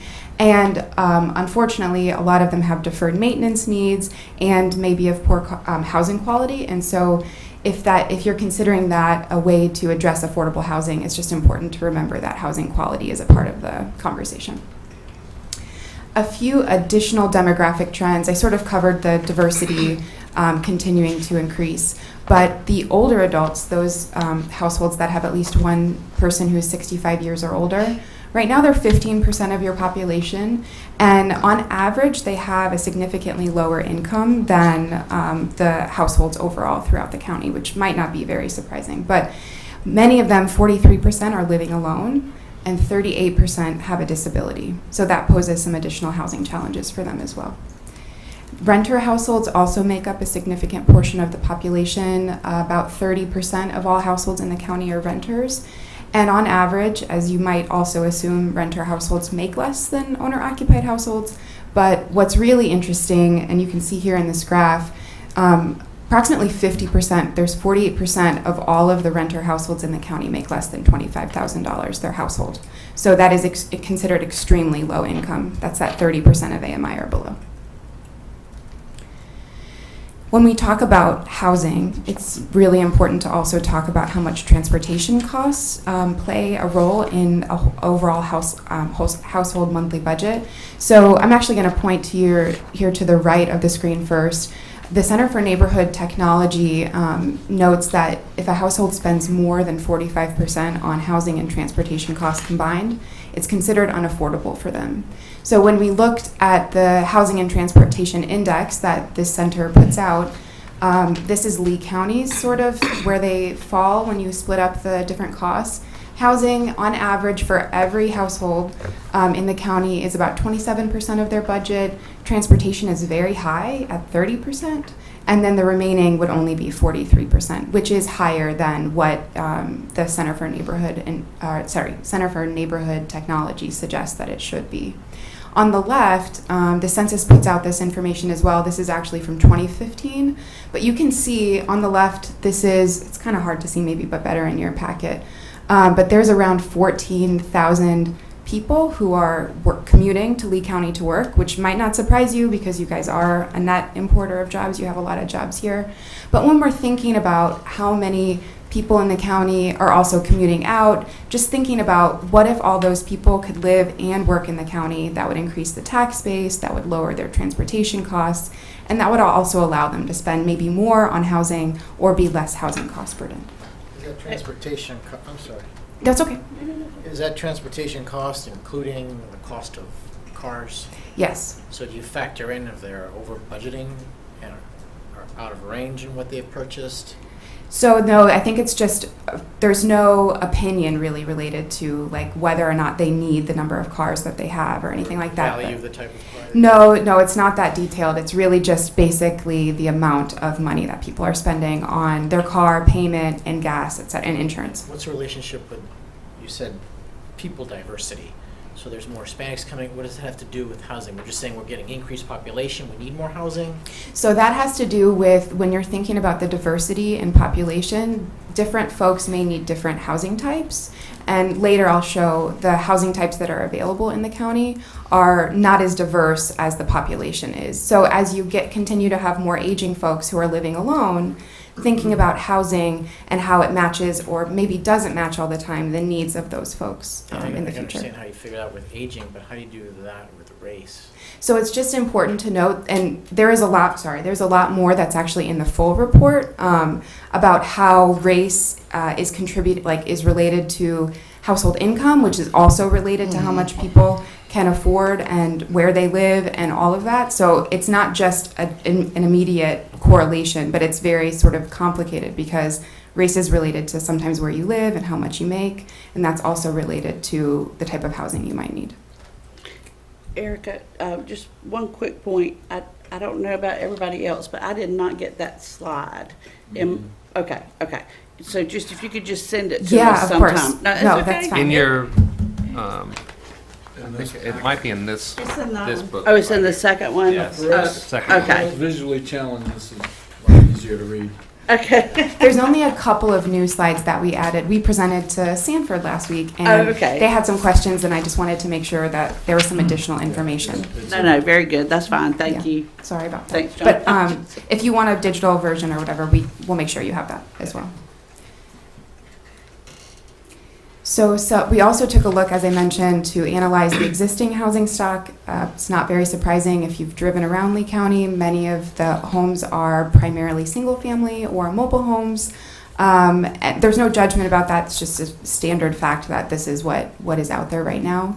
The second piece of information here is something I've touched on multiple times, but putting data to words, this really shows the differentiation between the housing stock, the small unit housing stock that I was talking about before, and the small household size. So the blue color here, those are the number of units, proportion of units that are 1 and 2 bedroom units. That's about 30%, compared to more than 60% of the population that is 1 and 2 person households. On the right side, this gets at the sort of cost of a rental unit. The good news is that many of your rental units are actually affordable to between 50 and 80% of AMI, so the higher end of the lower income spectrum, which is the orange color, approximately the orange color. And then the blue color is less than $500. So those are all the units by bedroom size that are available at less than $500 a month. And that less than $500 a month is really what would be affordable to those extremely low-income households that we mentioned before, that you have a lot of, that are renters. And there are very few sort of there's a very few units that rent for that little, which is understandable. Less than 500 is very little. Tax rates and stuff have a correlation with that too? Sorry, what? Does tax rates have a correlation to what's affordable? I'm not sure. We didn't look at that, but that's a good question. I'm sure we can take a look at that. Let me read. So this might also not be in the larger presentation, but we thought this was important to include. So of the new housing that's being built, we took a look at the permits the permits that were being issued for new housing compared to the demand based on the new households that were coming to the community. So in the past, several years, going all the way back to 2010, I believe, you're really keeping up with demand, but just barely. And then you do have a dip here where there's not a lot of new households in about 2015, but 2016 and 2017, there are a lot more new households than there are new homes being built. So it's just important to keep in mind that when there is not a lot of excess housing stock, there are fewer housing choices for all households. And essentially, when you think about for lower income households, they even have fewer choices because their incomes just don't allow them to be able to have access to all of the different housing options. So to really put a point on that, when you're thinking about low-income renters, and I mentioned before, you do have quite a few. The orange here is the total number of affordable housing units. You do have quite a few in that sort of 60 to 80% of AMI, but the main point here is that less than 30% of AMI, the orange are the number of units, and the blue are the number of households that need those units.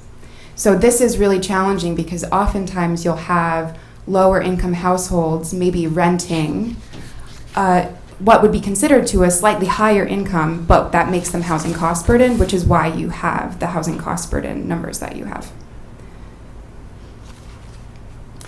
So looking at where they're located within the county. So you're saying they're living somewhere, they're just paying more? Yeah, they're not homeless. They're living somewhere, but they're living somewhere sort of above their means. Above the 30%.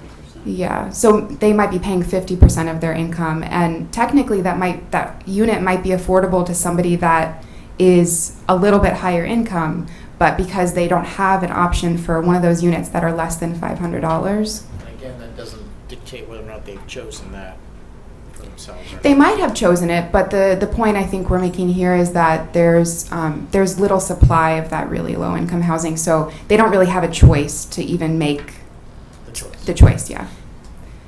The cost burden household, so this map, the blue color is the low and moderate income, sort of the concentration of low and moderate income households.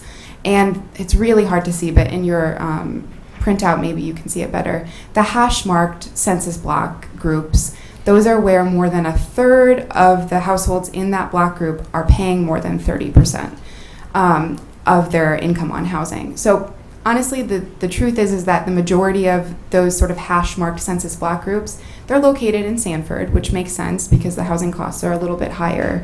But there are a couple of areas where there are outside. There's one in Broadway and one right here, just outside of the city limits of Sanford. But you can see, the general location of low and moderate income households might be what you expect if you understand the geography of Lee County. And overall, there are 6,000 households that are cost burden. That does include folks who might make a lot of money, who just choose to spend more than 30% of their income on their mortgage. So that's why we try to look at the low and moderate income households when we're talking about this. Is that based on just one income or? So it's based on the whole household income. So any income that's reported in the household, and it's looking at gross monthly or gross annual income. All right. Mm-hmm. So to switch gears a little bit, this is another portion of the report that we conducted. We essentially conducted a parcel level analysis for the entire county, so looking at every single parcel, and tried to assign a score to each parcel, with the higher scores potentially being more suitable for an affordable housing development. We worked with Karen and Marshall on staff to develop these criteria, and many of them are what you might include if it's publicly owned. That potentially could give you folks or the city an opportunity to work with a developer to potentially share or donate that land or discount that land. So that's sort of what we had in the back of our mind.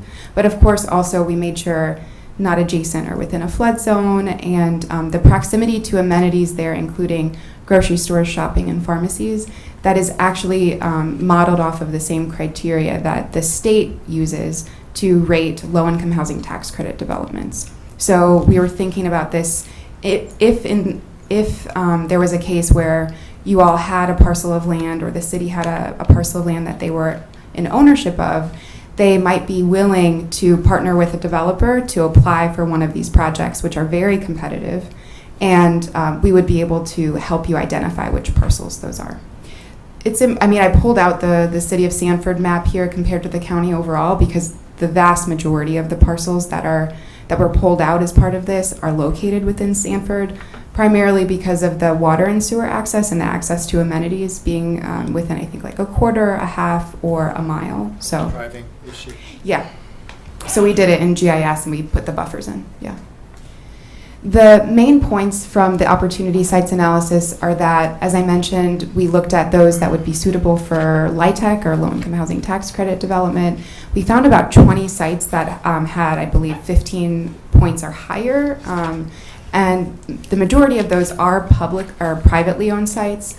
And we tried to focus, for the privately owned sites, we tried to focus on vacant land or very low density land. So maybe there's just a very large parcel, but there's one single family home on there, when the owner might be willing to sell that land for a good price, or also carve off a piece of that land, compared to like a very highly developed parcel of land, which one is not cheap, and two is more involved if they want to sell it and redevelop it. And then there are several publicly owned sites as well. Many of them are not completely vacant, but there are large pieces of land that might be possible to parcel off and then potentially sell to a developer who might be interested.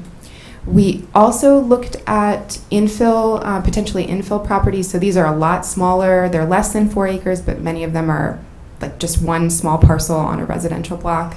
And we prioritized, and we looked at only publicly owned sites. And for that, we really only looked in within the East Sanford revitalization area, knowing that there's an opportunity zone, and also that they're really trying to focus investment within that area. And within the full report, all of the sites are laid out and there's maps and everything, but for purposes of this presentation, we just gave you the highlights. So finally, to think about what the housing goals that we suggested to address some of the needs that we talked about, primarily look at incentivizing development within priority locations, providing education and resources to focus on preservation of affordable housing options and improving housing conditions, increasing the local funding for affordable housing initiatives, and then improving housing conditions through code enforcement primarily. There are 12 total potential strategies, as I mentioned, and I want to be very clear, these are not direct recommendations. These are just things we've seen done in other areas of North Carolina that have worked well, and they are also policy-oriented, program-oriented, and funding-oriented. So they're not all only looking at raising funds for affordable housing initiatives. It's more nuanced than that. And unfortunately, there's no one silver bullet to improve housing conditions across the county. This is really meant to be implemented as a combination of a lot of different strategies, and also understanding that the market is dynamic. It's not going to remain the same. We live in a very changing region right now, even in Lee County. And so just to think about the fact that you might choose or be interested in pursuing several of these, but in a few years, the market might be such that it's maybe better to pursue something that could harness the private investment in a better way, because you guys have seen such investment within the community overall or something like that. So I'm just going to go through some of the various strategies we outline in the report to incentivize the development within priority locations. We suggest sort of tacking on to the work that Marshall's doing with revising the UDO. There's some great examples of how you can incentivize higher density residential development, and ways that you can do so to attract development within certain priority areas through like potentially an incentive overlay district or something like that. And Marshall seemed to think that this was very well aligned with the timing of the work that they're doing on the UDO as well. The second strategy here is to discount publicly owned land. So the idea here is that you could use an analysis like the one we did or the one we did to be able to see where developers might be most interested in purchasing land. And it's a draw to be able to discount the land a little bit, but if you are able to work with them in other ways that we talk about in the other strategies, it's not necessary that you have to do that. But it is definitely a big draw for developers. Land is just too expensive to be able to do it otherwise usually.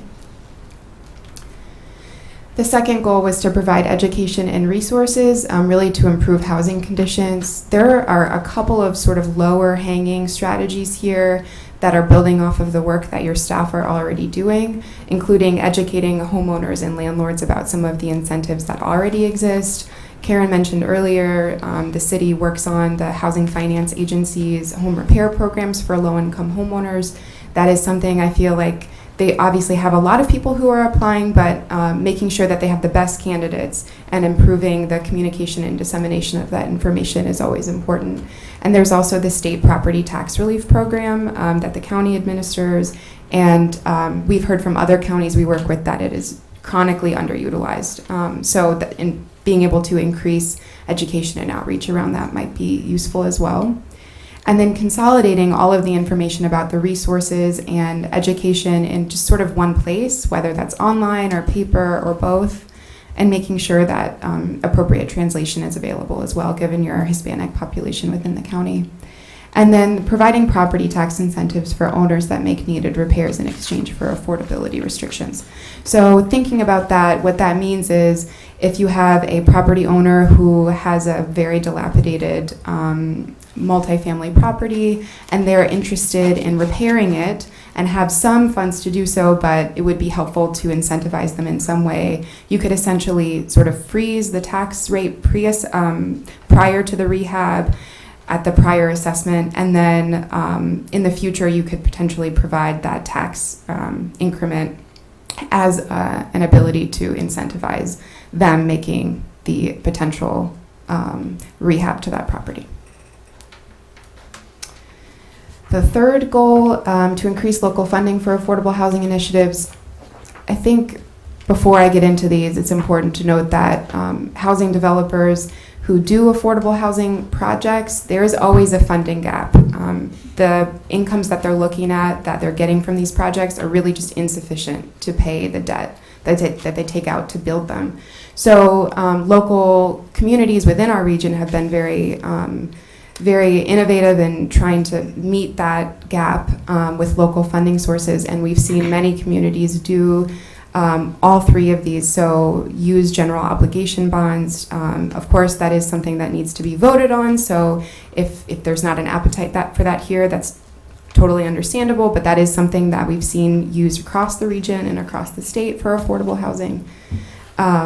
Also capitalizing on the increased property values from private development. So similarly, that tax increment could be allocated to a sort of affordable housing trust fund where it's kept to be used for affordable housing initiatives. And then increasing property taxes to create a pool of funds for affordable housing. I know this isn't for everybody. We included it here because this is both for the city and for the county, so just to be aware. So we increase property tax to make something more affordable. So the increased property tax creates funds to allocate for affordable housing, which would be used to help subsidize the development. Is that a motion? No, sir. I just said a motion. Okay, I was just asking. Just a question. Just a question. Just a question. Does that make sense though? Yes, ma'am. Okay. Yes, ma'am. No, but yeah. Understand that. So the last goal is to improve housing conditions through code enforcement. This is really brought on because the city of Sanford has seen a lot of good movement on their code enforcement through working with a consultant to do code enforcement. And Marshall mentioned that it might be of interest that the town of Broadway and the county both create a minimum housing code and pursue a similar strategy.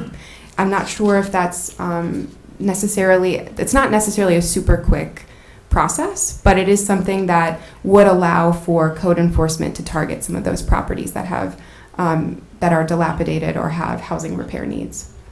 And then, especially for the city of Sanford, where they already have a minimum housing code, being able to establish a periodic inspection program. Essentially, this type of program, although it is very regulated by general statute, allows local governments who have a minimum housing code to really focus their efforts on problem properties, so properties that have a long history of violations, and be able to continuously inspect them every 1 or 2 years to make sure that they're not continuously having housing quality issues. And it does take some of the pressure off of the tenants to have to call and report a quality issue. It's a tough balance, because you increase costs while you're trying to make something affordable. Right. So, well, the thing is that in some cases you're able to provide incentives for landlords, as some of the other ones I talked about before. Incentives are costs. Incentives are cost to you guys, but for the landlord, it provides an ability for them to repair their homes in exchange for an incentive. Or sell. Or sell them. It is challenging. We're working. No, we're talking about strengthening minimum housing code. You increase code, you increase costs. Increase costs, increase the cost of a house. Increasing cost. I mean, I'm just saying there's a balance there that you got to be careful of. Yeah, understandably. I'll use an example of sort of what we're working on in Chatham County, because we work a lot with them on all of these issues. And in Siler City, they're also sort of trying to deal with the balance of, if you increase the housing code enforcement, there might even be more people who are dealing with the fact that now they don't even have a house, let alone a house that is in poor condition. And so being able to provide, what we've seen work other places, is being able to provide both a carrot and a stick. Being able to only kind of use the stick to say now there's a lot more regulation is not the best way forward. You have to kind of do both and have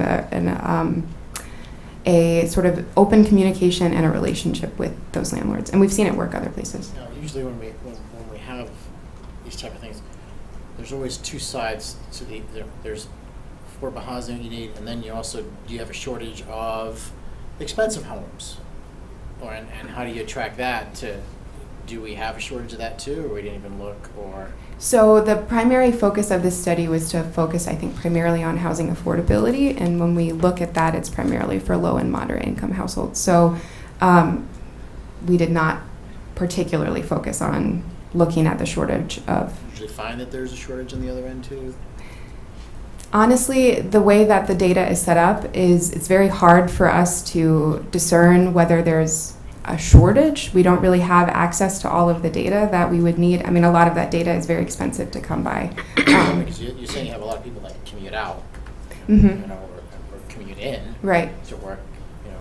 For some of those reasons, because of the high-end homes. Unfortunately, in that situation, it's really hard to discern what the reasons are. I would just a comment. Go ahead. Jump in here. One of the reasons that we're talking about updating our UDO is, to your point, what we find is we lack a lot of housing options in amenitized neighborhoods that are trying to attract. I'm sorry, one more. We are lacking a lot of diversity in housing options in amenitized neighborhoods that have some of the elements you're talking about, for whether it's upscale or whether it's just different price points.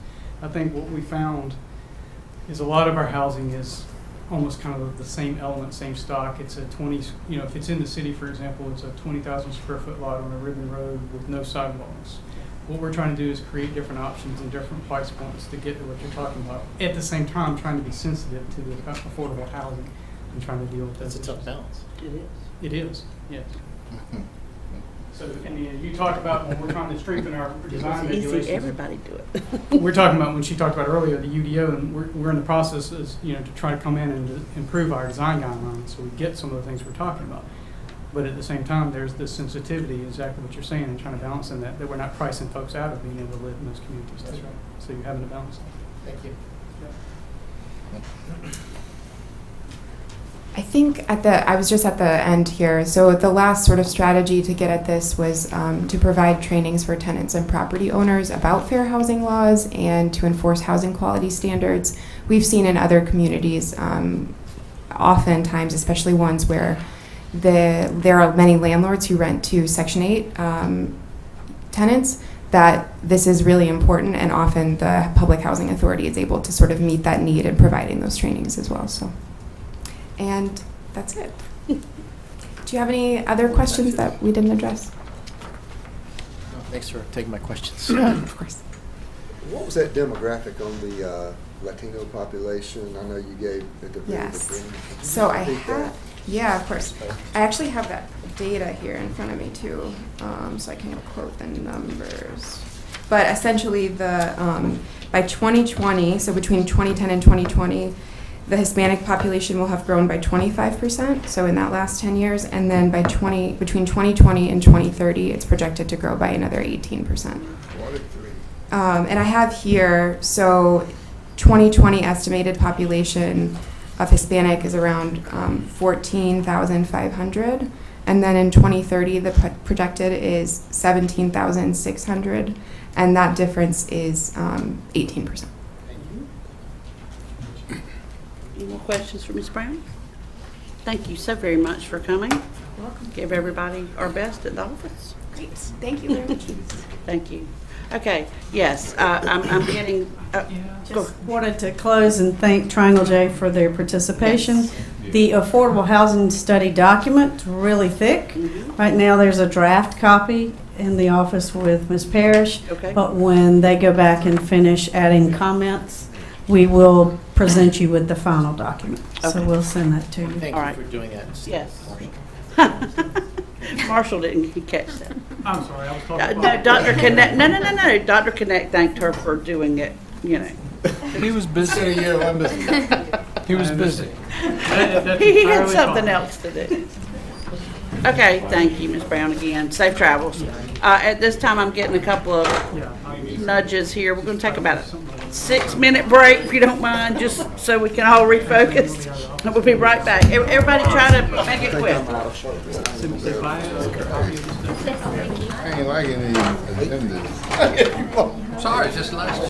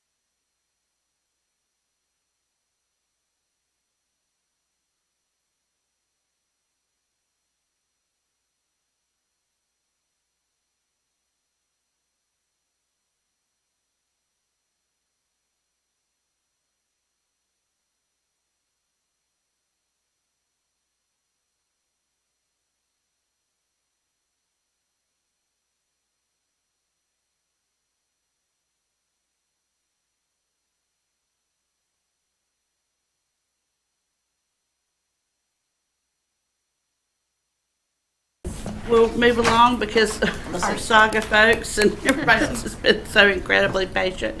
At this time, we'll move on to item D under new business on page 151, and that will be an update from Saga with Mr. Michael Smith. Thank you for being here tonight, and again, you here on one of our marathon meeting nights, but we appreciate your patience. Well, Madam Chair, thanks for having us. Pleasure to be with you and the board. A lot of good things going on all across Lee County, and certainly our job is to do everything we can to increase those opportunities. Want to thank you for allowing us to be here tonight to give you an update on our activities. And what I have done is I have brought both on a thumb drive and in this notebook information that we put out in terms of our activities for the first 4 months of this year. Okay. So I will, where would you like for me to? Just, if you just want to share that with Wait, what am I supposed? I'm sorry. This is just our information. the information. You want to use this? Actually, no. No, it's just for information. Yeah, that's for you guys. Thank you. Yeah, just wanted to make sure that everybody easily had an access copy to it. May I just add? Sure. We get emails from you. Is Yes. that part of it? It's those emails. It's a copy of all those. We just Okay. want to make sure that everybody sees those. So yes, thank you for the question. So this is just a compilation Correct. of the last 4 months? Okay. Correct. And we can make that available to everybody. Thank you. And I'll try to be fast because I know we've been here for a little while, but just wanted to remind everyone that we're tasked with achieving goals in 10 different areas that I think is a good follow-up to what we just heard about in terms of housing in our community and where we're going and some of the needs that we have. We're tasked with marketing Sanford, Broadway, and Lee County, and we continue to refine our marketing message and our target audience.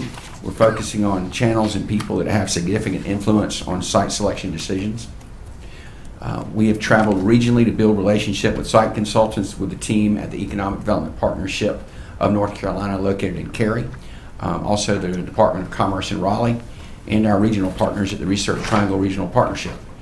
We're also utilizing our marketing contacts with DCI to assist with additional contacts. Bob Joyce, Jimmy Randolph, and I have also traveled to conferences where we're able to meet one-on-one with consultants who are working major relocation projects. I was able to have a meeting with a well-known consultant recently with a global clientele to provide some timely and important information on one of our regional mega sites, which may help us gain competitive advantages. When I was at this conference, this was in late March, that particular project was in Lee County last week. In addition, we have another meeting that's happening on Wednesday and Thursday of this week that are also connected with that conference I was at back in March. So a lot of positive momentum. We're also using paid media. We're coordinating where we can get the most efficiency out of our ad dollars. Our communication with our stakeholders, we take that very seriously. We're very important in terms of doing a good job based on feedback that you all have provided us. We're trying not to overwhelm you with emails, but certainly give you as much as you need in terms of to talk with your constituents. In terms of new business recruitment, another area of focus, our project activity remains strong. We worked 37 projects this year versus 23 over this same time period in 2018. Our advanced manufacturing strength continues to be our biggest draw. As you just heard, we are a labor magnet, and that's a positive to companies that are here now and also a positive to companies that will be coming in the future.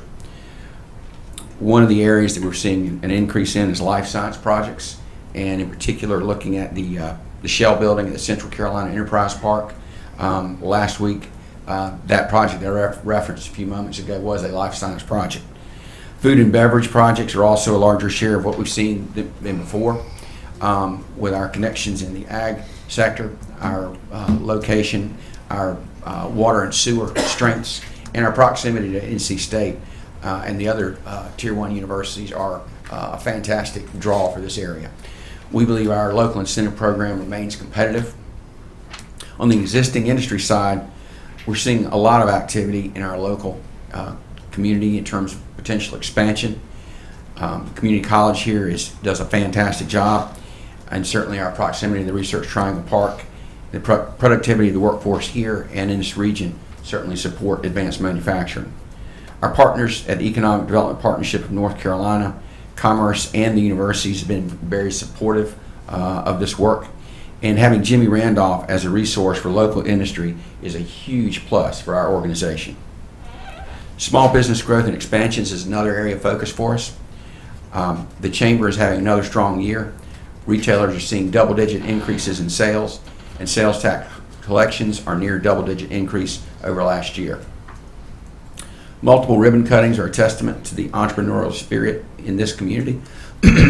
Meg Moss and Jennifer Sinclair traveled to Marion, North Carolina recently, and they brought back an exciting program which we hope to duplicate here in Sanford and Lee County. In Marion, it has produced some strong results. The program here is tentatively called RISE, R-I-S-E, Real Investment in Sanford Entrepreneurs. Meg and the team are in the process of designing this program and arranging funding and more to come on that here tonight. In response to our members and local small businesses, we are working on a project in terms of trying to enhance Wi-Fi in downtown Sanford. We appreciate your support on this initiative. We continue to work to connect our local businesses and industries with each other, including restarting what was previously the Plant Managers Association. We now call this the Major Employers Group. We held a successful breakfast with this group at the Civic Center in April, and the Dean of the NC State Engineering School was our main speaker. In the area of education and workforce, we work with lots of different partners in this metric, public and private schools and the community college. Also, North Carolina Works, the Workforce Development Board, and several private staffing agencies.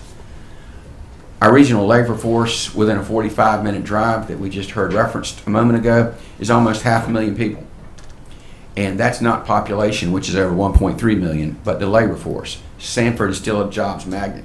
Another number that's kind of interesting that I think we need to talk about as well, and it kind of goes back to what she was talking about, and that is there is also a very similar large number that's to our advantage of 460,000 people within a 60-minute radius of here that are aged 5 to 19. So again, when you're talking about existing industry and where your workforce is coming from and new companies about coming in, we've got significant advantages in both those areas.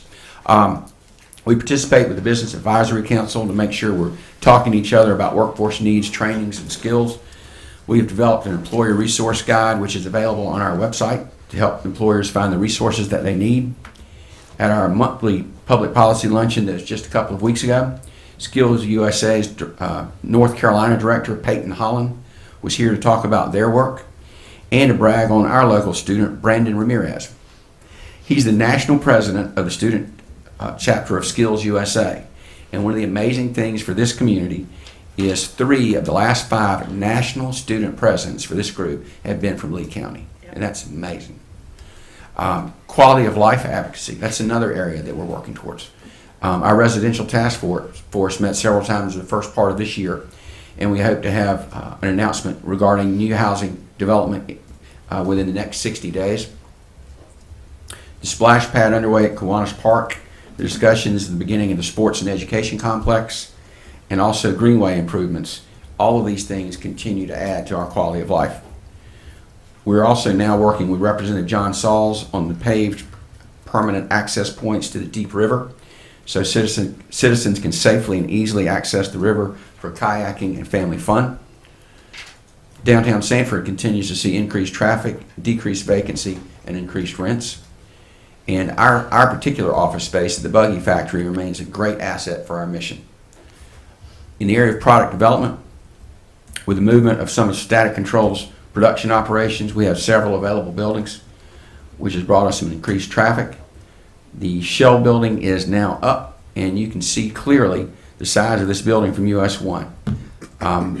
The completion date of this is about 30 days from right now, but it's generating a tremendous amount of activity for us. We're excited about it, and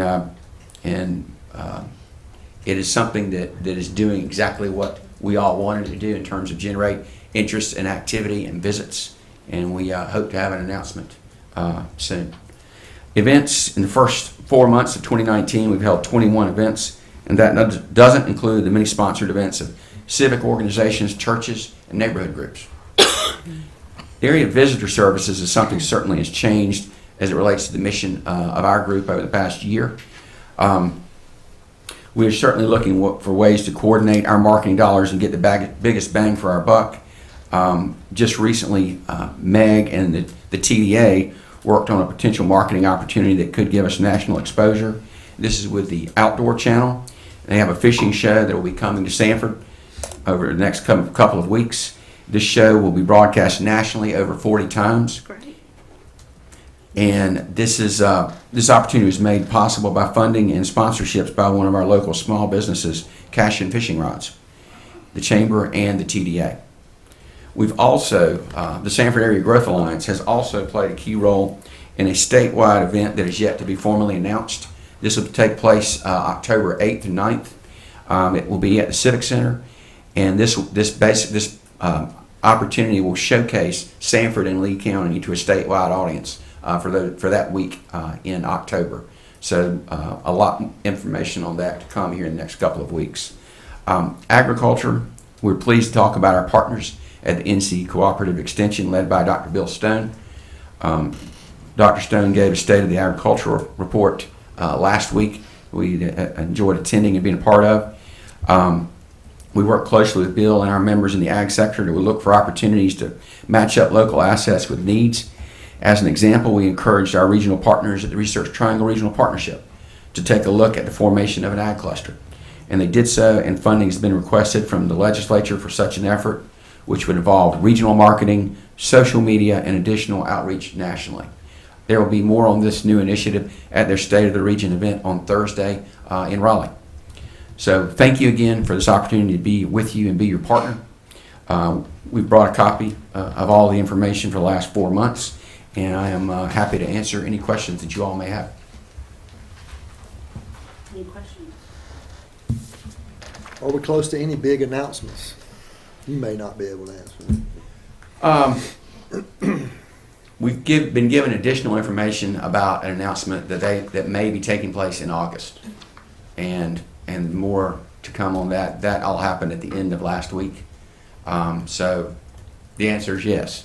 And the answer is also we've got other large projects that we are still very much in the mix in. And I guess the final part of the answer would be certainly for every project out there, it's extraordinarily competitive. But I think between our location, the support of this board, and the labor resources that we have, that we're certainly very well positioned to win. Thank you. So you have a potential tenant for the spec building? Actually, we have several. We have more than one. And Take that's the highest renter. Yep. Yeah. Okay. Most jobs. Yeah, most high-paying jobs, yeah. Yeah. Okay. Thank you, Mr. Smith. I appreciate it.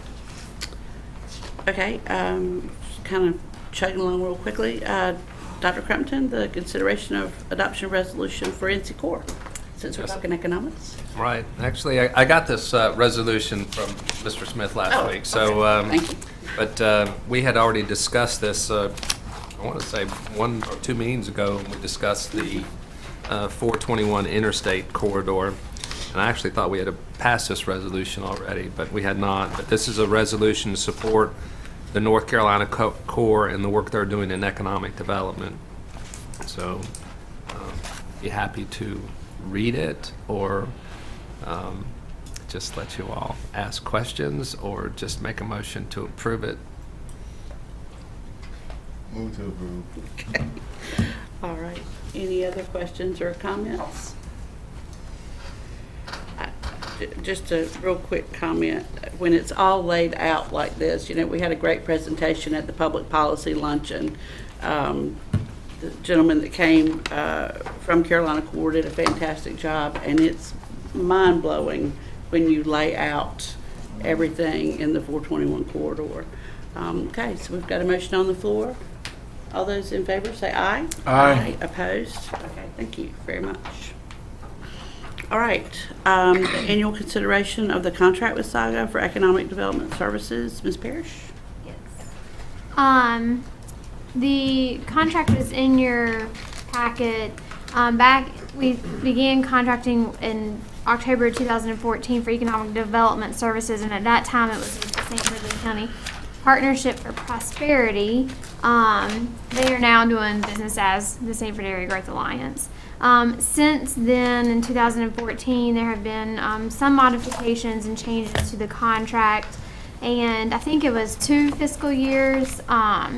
The board has asked for review of the contract each fiscal year.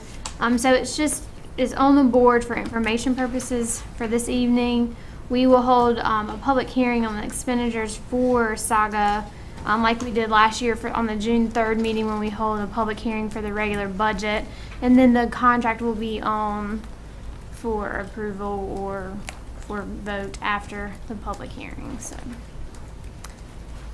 And I did get an updated list as an attachment from Miss Godfrey, Tanya, for the current board of directors for Saga. The only changes I made was the amount that Saga had requested.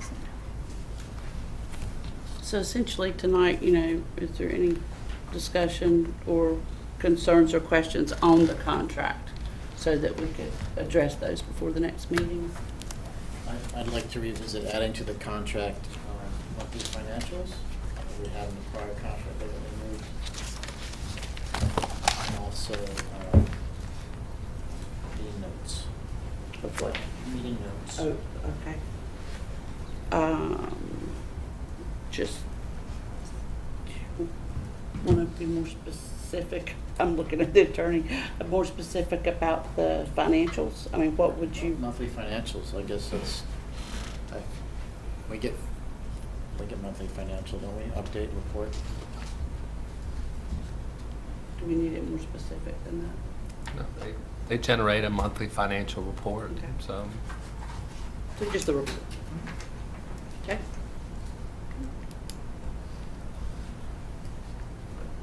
Anything else to fold into, take out of the contract? Okay. Make the changes and bring it back. Okay. All right.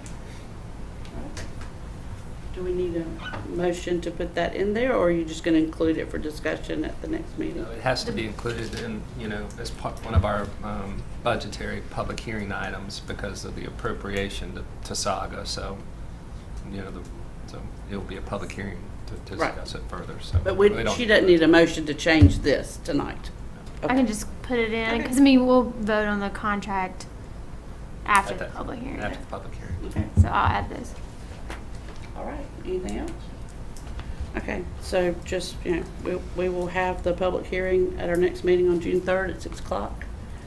It will be so advertised, and after that, we'll take the vote. All right? All right, budget presentation, Dr. Crumpton. Oh, boy.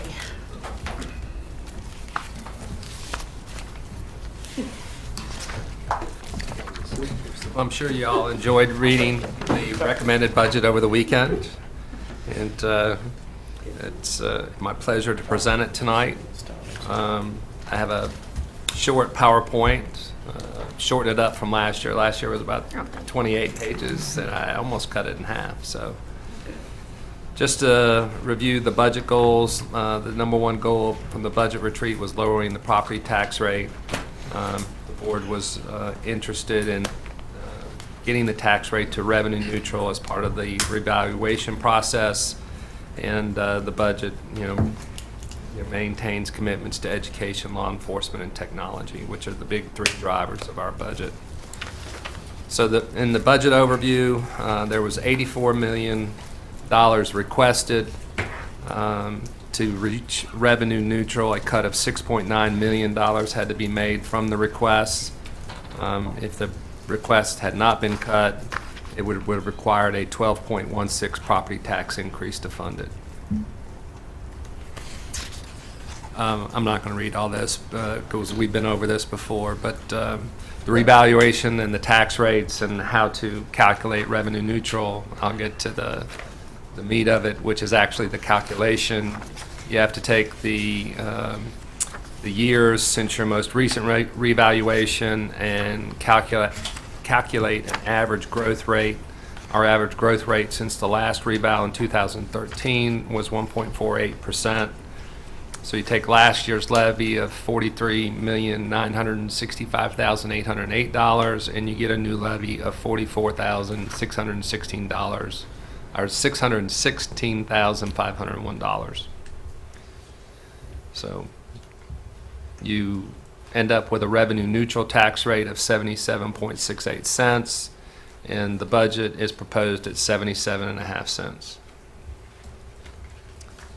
So the total recommended budget is a little over 77 million. Last year's original budget was 75.1 million. So it's an increase of $1,918,287, or an increase of 2.55%. Here's just a general fund summary of our tax base. The tax base grew from almost 5.4 billion to almost 5.8 billion. So the reval generated essentially 400 million in new tax base. And so you see the tax rate, and then you see the tax revenue, and 1 penny generates now almost $570,000, where it was about $535,000 before. And our sales tax, we heard it earlier, sales tax revenues remain strong. We're growing at over 6% right now. I always am cautious, so we used a 4% growth rate in next year's budget, but it still generated an $800,000 increase in sales taxes. So revenue changes of interest, the new ad valorem tax amount is increase of 1.6 million, local option sales tax almost 800,000, intergovernmental revenues mainly covering transfers for cults, for their bands, and increases for Health and Human Services. We reduced the transfers in, and that's our transfer in from our capital reserve. Remember last year we were starting paying the bonds for the Wicker School, and so we did a transfer to ease it into the debt service, and then this year's fund balance to balance was reduced by $107,000. Expenses and changes of interest, there are $1 million in current expense going to the Lee County school system.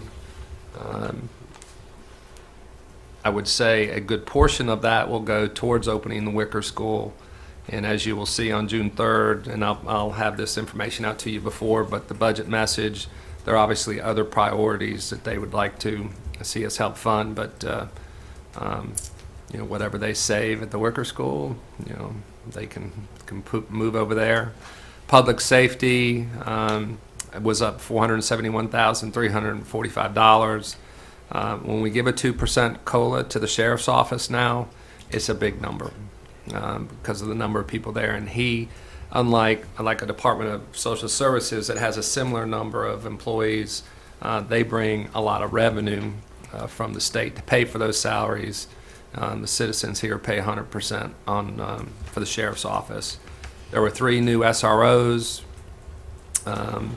And then you can see the increase in expenses for human services, but the net increase with the revenue they brought was just a little over 100,000. So, last year when I did an analysis of where our expenses were headed and where things were growing, I thought for sure human services would have been in that group, and they were not one of the major players. And you can go back to when the state took over all of the Medicaid funding, and we were no longer required to pay a part of that Medicaid funding. The increases in human services have really gone down to the county, on the county's portion. And then there's an $88,000 increase for current expense to the community college. So significant items funded in the budget: 2% COLA, funding for the current expense for the new elementary school, the 3 SROs. There's an additional SRO going to the high school. One of the high schools, they have a floater right now. So you'll have 2 SROs at each high school. There's one SRO for the elementary school and one community resource officer, which tours our buildings, tours some private buildings, tours the private schools. The sheriff and his staff are doing a real good job getting out and about, so, and helping other groups develop safety plans. So it's the community resource officers was a really good idea that the board had. Heard a little bit about our economic development initiatives. There's a full year of the funding of the holding costs for the spec building. Hopefully that won't happen. So, and then there's the funding of the K-14 CCC initiative going forward. So that's going to be pretty much my presentation. I told you I had shortened it up quite a bit from last year. But the upcoming budget process, and to remind the board, this is now the board's budget. This is no longer the manager's budget. It may have been titled that, but as of tonight, it's now yours. So the next budget workshop is scheduled for 4 o'clock on Monday, June 3rd. The public hearing is set for June 3rd at 6 o'clock. After the public hearing, the commissioners can adopt the budget at any time before June 30th. But the last scheduled meeting of the board is Monday, June 17th. So somewhere between June 3rd and June 17th, unless you schedule a public meeting sometime or a special meeting sometime before June 30th, the board will need to pass the budget. So I told you I'd shorten it up quite a bit. So are there any questions? I want to thank Lisa's not here, but I want to thank Lisa. We didn't have an intern this year, so she and I had to do a lot more work this year on the budget than we did the last couple of years. So it was probably a good thing, getting back into the nuts and bolts of it. So, John, you said a penny is now 580,000. 580. Okay. Any questions? Okay. All right. It's on us now. Yes, ma'am. It's all yours. Thank you. Okay, moving on to item H, the approval of the engagement letter for Thompson Price Scott Adams and Company, PA, for an attest engagement based on the county's participation in retirement system. Dr. Crumpton. Yes, ma'am. We were picked by the local government retirement system for an audit. They randomly select local government entities for the audit, and we really don't have a choice in this matter. I almost put this item under consent, but Lisa felt like we needed to talk about it so I could explain that, this was, not something that typically happens, but we were just randomly notified by the local government commission and the state treasurer that we get to do this. So the fee engagement arrangement is $4,850, and will have to be, after you approve it tonight, it still has to be approved by the LGC. Have we ever been chosen before? Yes, we have, but it's been a while. Since I've been manager, maybe once, so I've been here 12 years, one other time. Is there a motion? So moved. Okay, all those in favor say aye. Aye. Opposed? Okay, thank you. All right, manager's report. Yes, ma'am. They are moving quickly on the Kiwanis Park improvements and splash pad, and we work. John Payne and the city are working very well and keeping us up to date of what's going on. Got another email this morning of what was scheduled for this week. So the stuff you see in here in the report is actually last week's stuff, and so they're continuing to put the elements in place so they can build the splash pad, and today was supposed to start the actual construction of the playground. So all the equipment is there, and they are moving on that. So I guess one of the issues I probably do need to discuss is there's still some parking, it's getting warm, and there are a lot more people going out there walking. There's still some parking issues out there because we're short some spots while they're doing some work. And just encourage people to use the Carbington Road entrance to access the trails. And there's not a lot of people that park over there. The county bond projects, the North Carolina Part-F grant application for Kiwanis Children's Park has been submitted to the state, and hopefully we'll hear that after they pass a budget, what happens. So after they pass the budget, the commission meets and makes the decisions on the grants. So hopefully the state will not be too long in approving that process. So I've already talked about the annual budget process. Tax revow. Today was the last day of the Board of B&R. I think they still have a couple of more meetings to meet on some things that were already in process. But as of today, they will no longer accept any more appeals. Is that correct? We adjourned at 12 o'clock. Adjourned at 12 o'clock. So anything postmarked today, they will have to take. So. Yeah. So they may have to meet a couple more times. There's some appeals still in process, and there still may be some folks that will mail their appeals in. I think we got change your about- budget. About 50 today. Okay. It's not 50 gonna to the last change minute. your budget at all, is it? Pardon? You're not gonna change your budget numbers that much, is it? I hope not. Mary says I no, think so we're okay. They're mostly residential. It's probably pretty even on there. I'll pass it around. Residential. Residential and commercial. We're hearing a lot of that. Okay. No, I think I'm committed to the tax base at this time. Now that I've presented it to you, I think to go backwards, there'd have to be a major issue that would come up. I'm handing out the information that was handed out on Friday at the multi-sports complex meeting.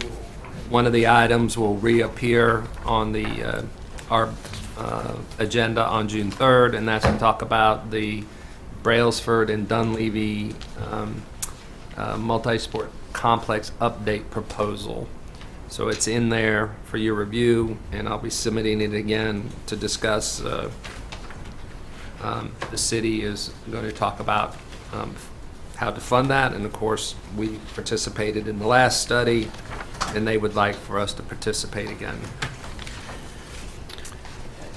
So, Before you are you finished with the sports complex? Yes, ma'am. Okay, before you change gears on that, since we have 3 of us here that are on that committee, I ran into 2 other people that are on that committee. I know I had a conflict Friday, you had a conflict Friday, but Andre's off on Friday. oh, well, some people work 4 days. But the 2 people that I ran into last night also requested that maybe we try to meet at maybe 4 o'clock or in the evenings, because it's difficult for them to get away from work. It's really difficult for you to get away from work, yeah. well, the group has gotten very large. Yeah. I mean, the room was full. They changed the seating arrangements and just brought in chairs for people to sit in instead of having the table. Well, we had a smaller table set up for a few people that got around that, but the rest of the room was set up with chairs, and it was full. So it has gotten bigger. We probably may have even outgrown that room, so we may have to meet somewhere else. But we're not meeting again probably until August or September. Right. So I will make that suggestion to. Well, I mean, I was just everybody. going to get your feedback too while we were on that subject. That worked better for you. It doesn't, it just something popped up on me Okay. Friday. Normally I'm okay, Okay. but whatever. Yeah, me 4's too. fine with me too. Okay, well, I mean, we've got time to figure it out, but I was just gonna bring that up because for some people, it's just hard to get away first thing in the morning. Sorry. We'll let you know that next week, your staff and the Board of Education staff and the community college staff will be meeting to discuss the conceptual plans for the library. And so the community college has gotten their architect, Taylor Hobbs, to come in and help at least with a conceptual design, which will not cost us any money, which is good. That's a good thing. Good thing. All right, so there's the legislative bills of interest. Don't really believe I need to go through them. There's most of it's stuff we've already talked about. And just a reminder for the board that July, August, and September, we have one board meeting, and the dates are set right there. I'll be happy to answer any questions. Any questions? Okay, thank you, John. Commissioners' comments? Commissioner Smith? Just a note that our former chairwoman, Linda Shook, had a severe hemorrhage, and unfortunately, we're not sure of her condition as of Saturday. Oh dear, please keep us posted. Is it I know okay she's with, in Nevada. is it okay with the board to send a card from us? Certainly. Okay, I'm just, I'll get that note off tomorrow. Maybe Ms. McGehee will have her contact information, or we'll, Kirk, if you've got it, or, you know. Okay, all right, we'll get it, okay. I have her. Oh, you've got it, okay, all right, I'll take care of that tomorrow, thank you. Certainly keep them in our prayers. Andre? Yeah, good, thank you. That was the big issue. Thank you.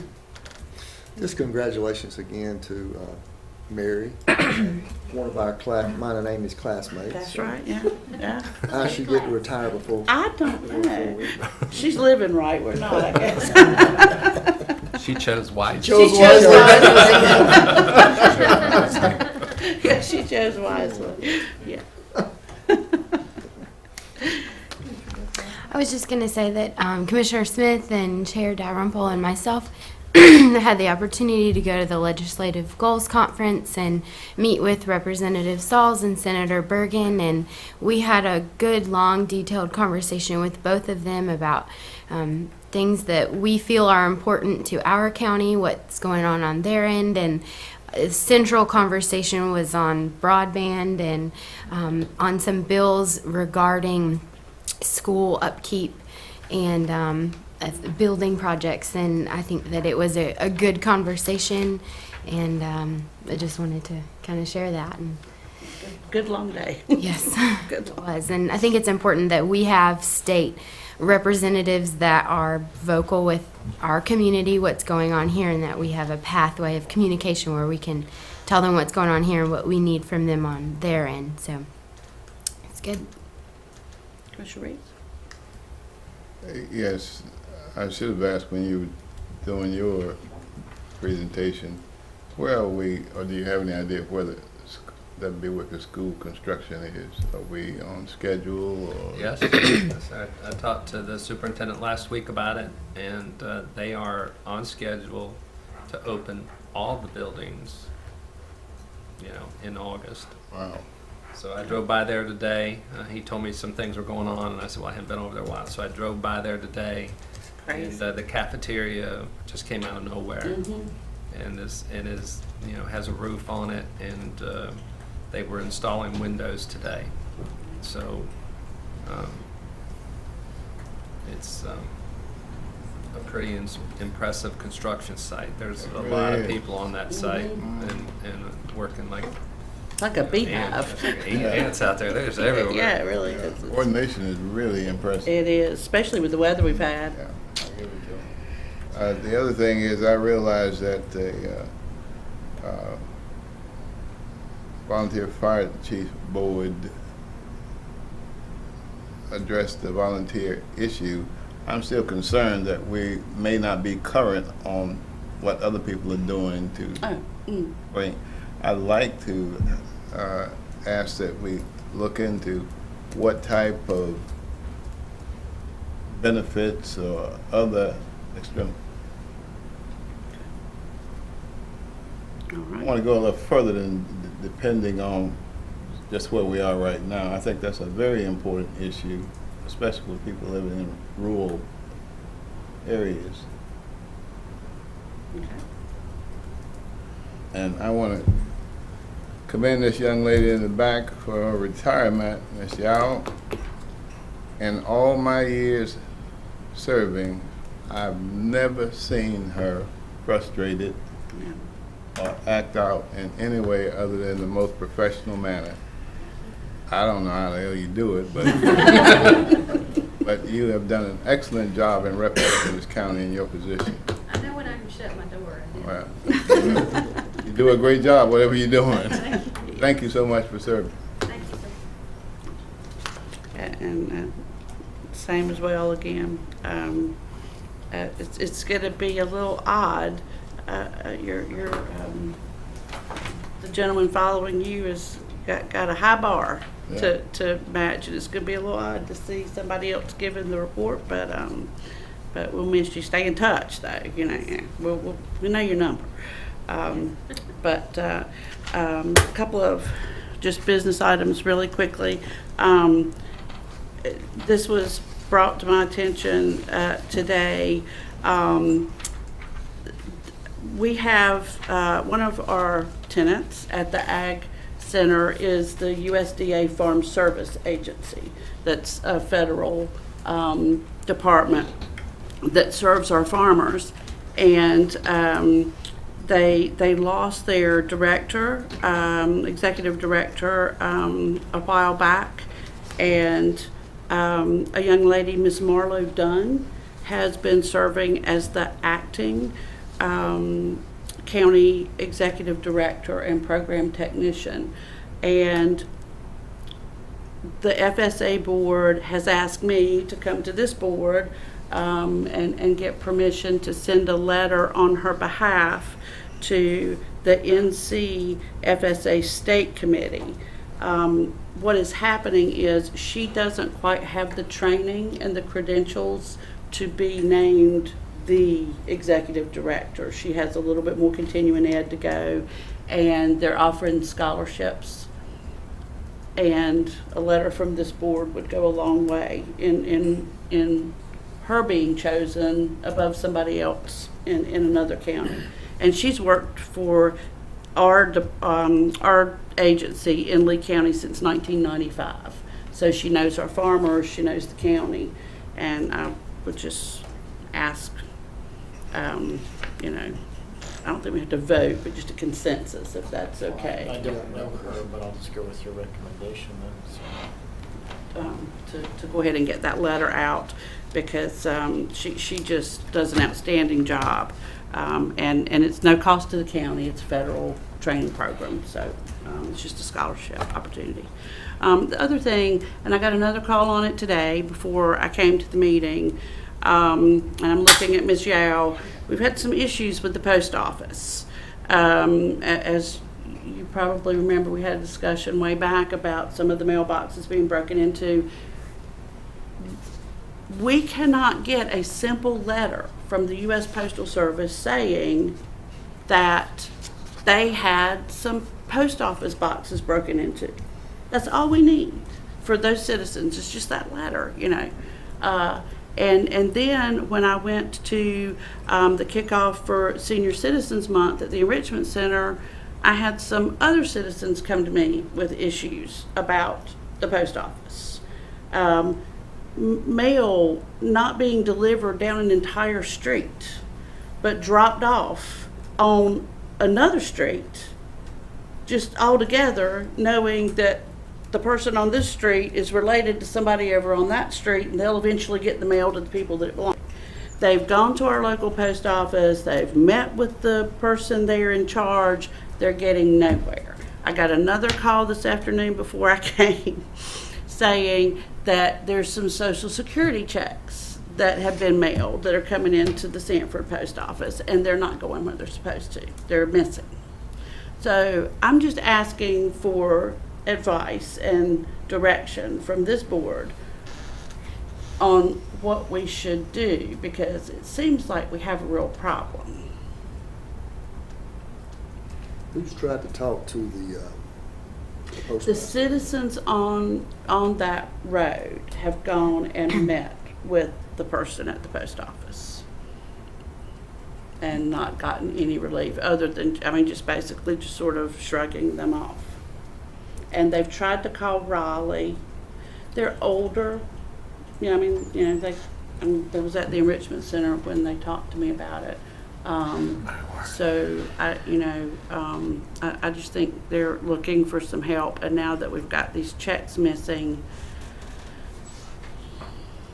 Well, is anything Has improper? anybody, I'm sorry, Go ahead. has anybody approached the postal inspector? The postal inspectors are separate from the post office, as I understand it. Okay. I mean, this is just something that just, I have no knowledge or. Well, let's take the legal route and let counsel or find the consultant that we can deal with and take it up on behalf of these citizens Okay. and see if we can't commit something to writing to make it a little more. It's serious. These folks are. Madam Chair, didn't we send something before regarding the issue with the tax? With the tax office? We never got a response, okay. So we'll do the twofold, I guess. Maybe one of the things I wonder, would our congressional representatives have any? I can certainly inquire and look into it. We could, send something to them as well that we're having. There is, And Congressman borrow and Walker tell and us. our two senators. Yeah. The United States Postal Inspection Service Okay. enforces the law, ensures public safety, and file a Okay. complaint. Yeah, you can Office, report a okay. crime. Let's start local. Okay.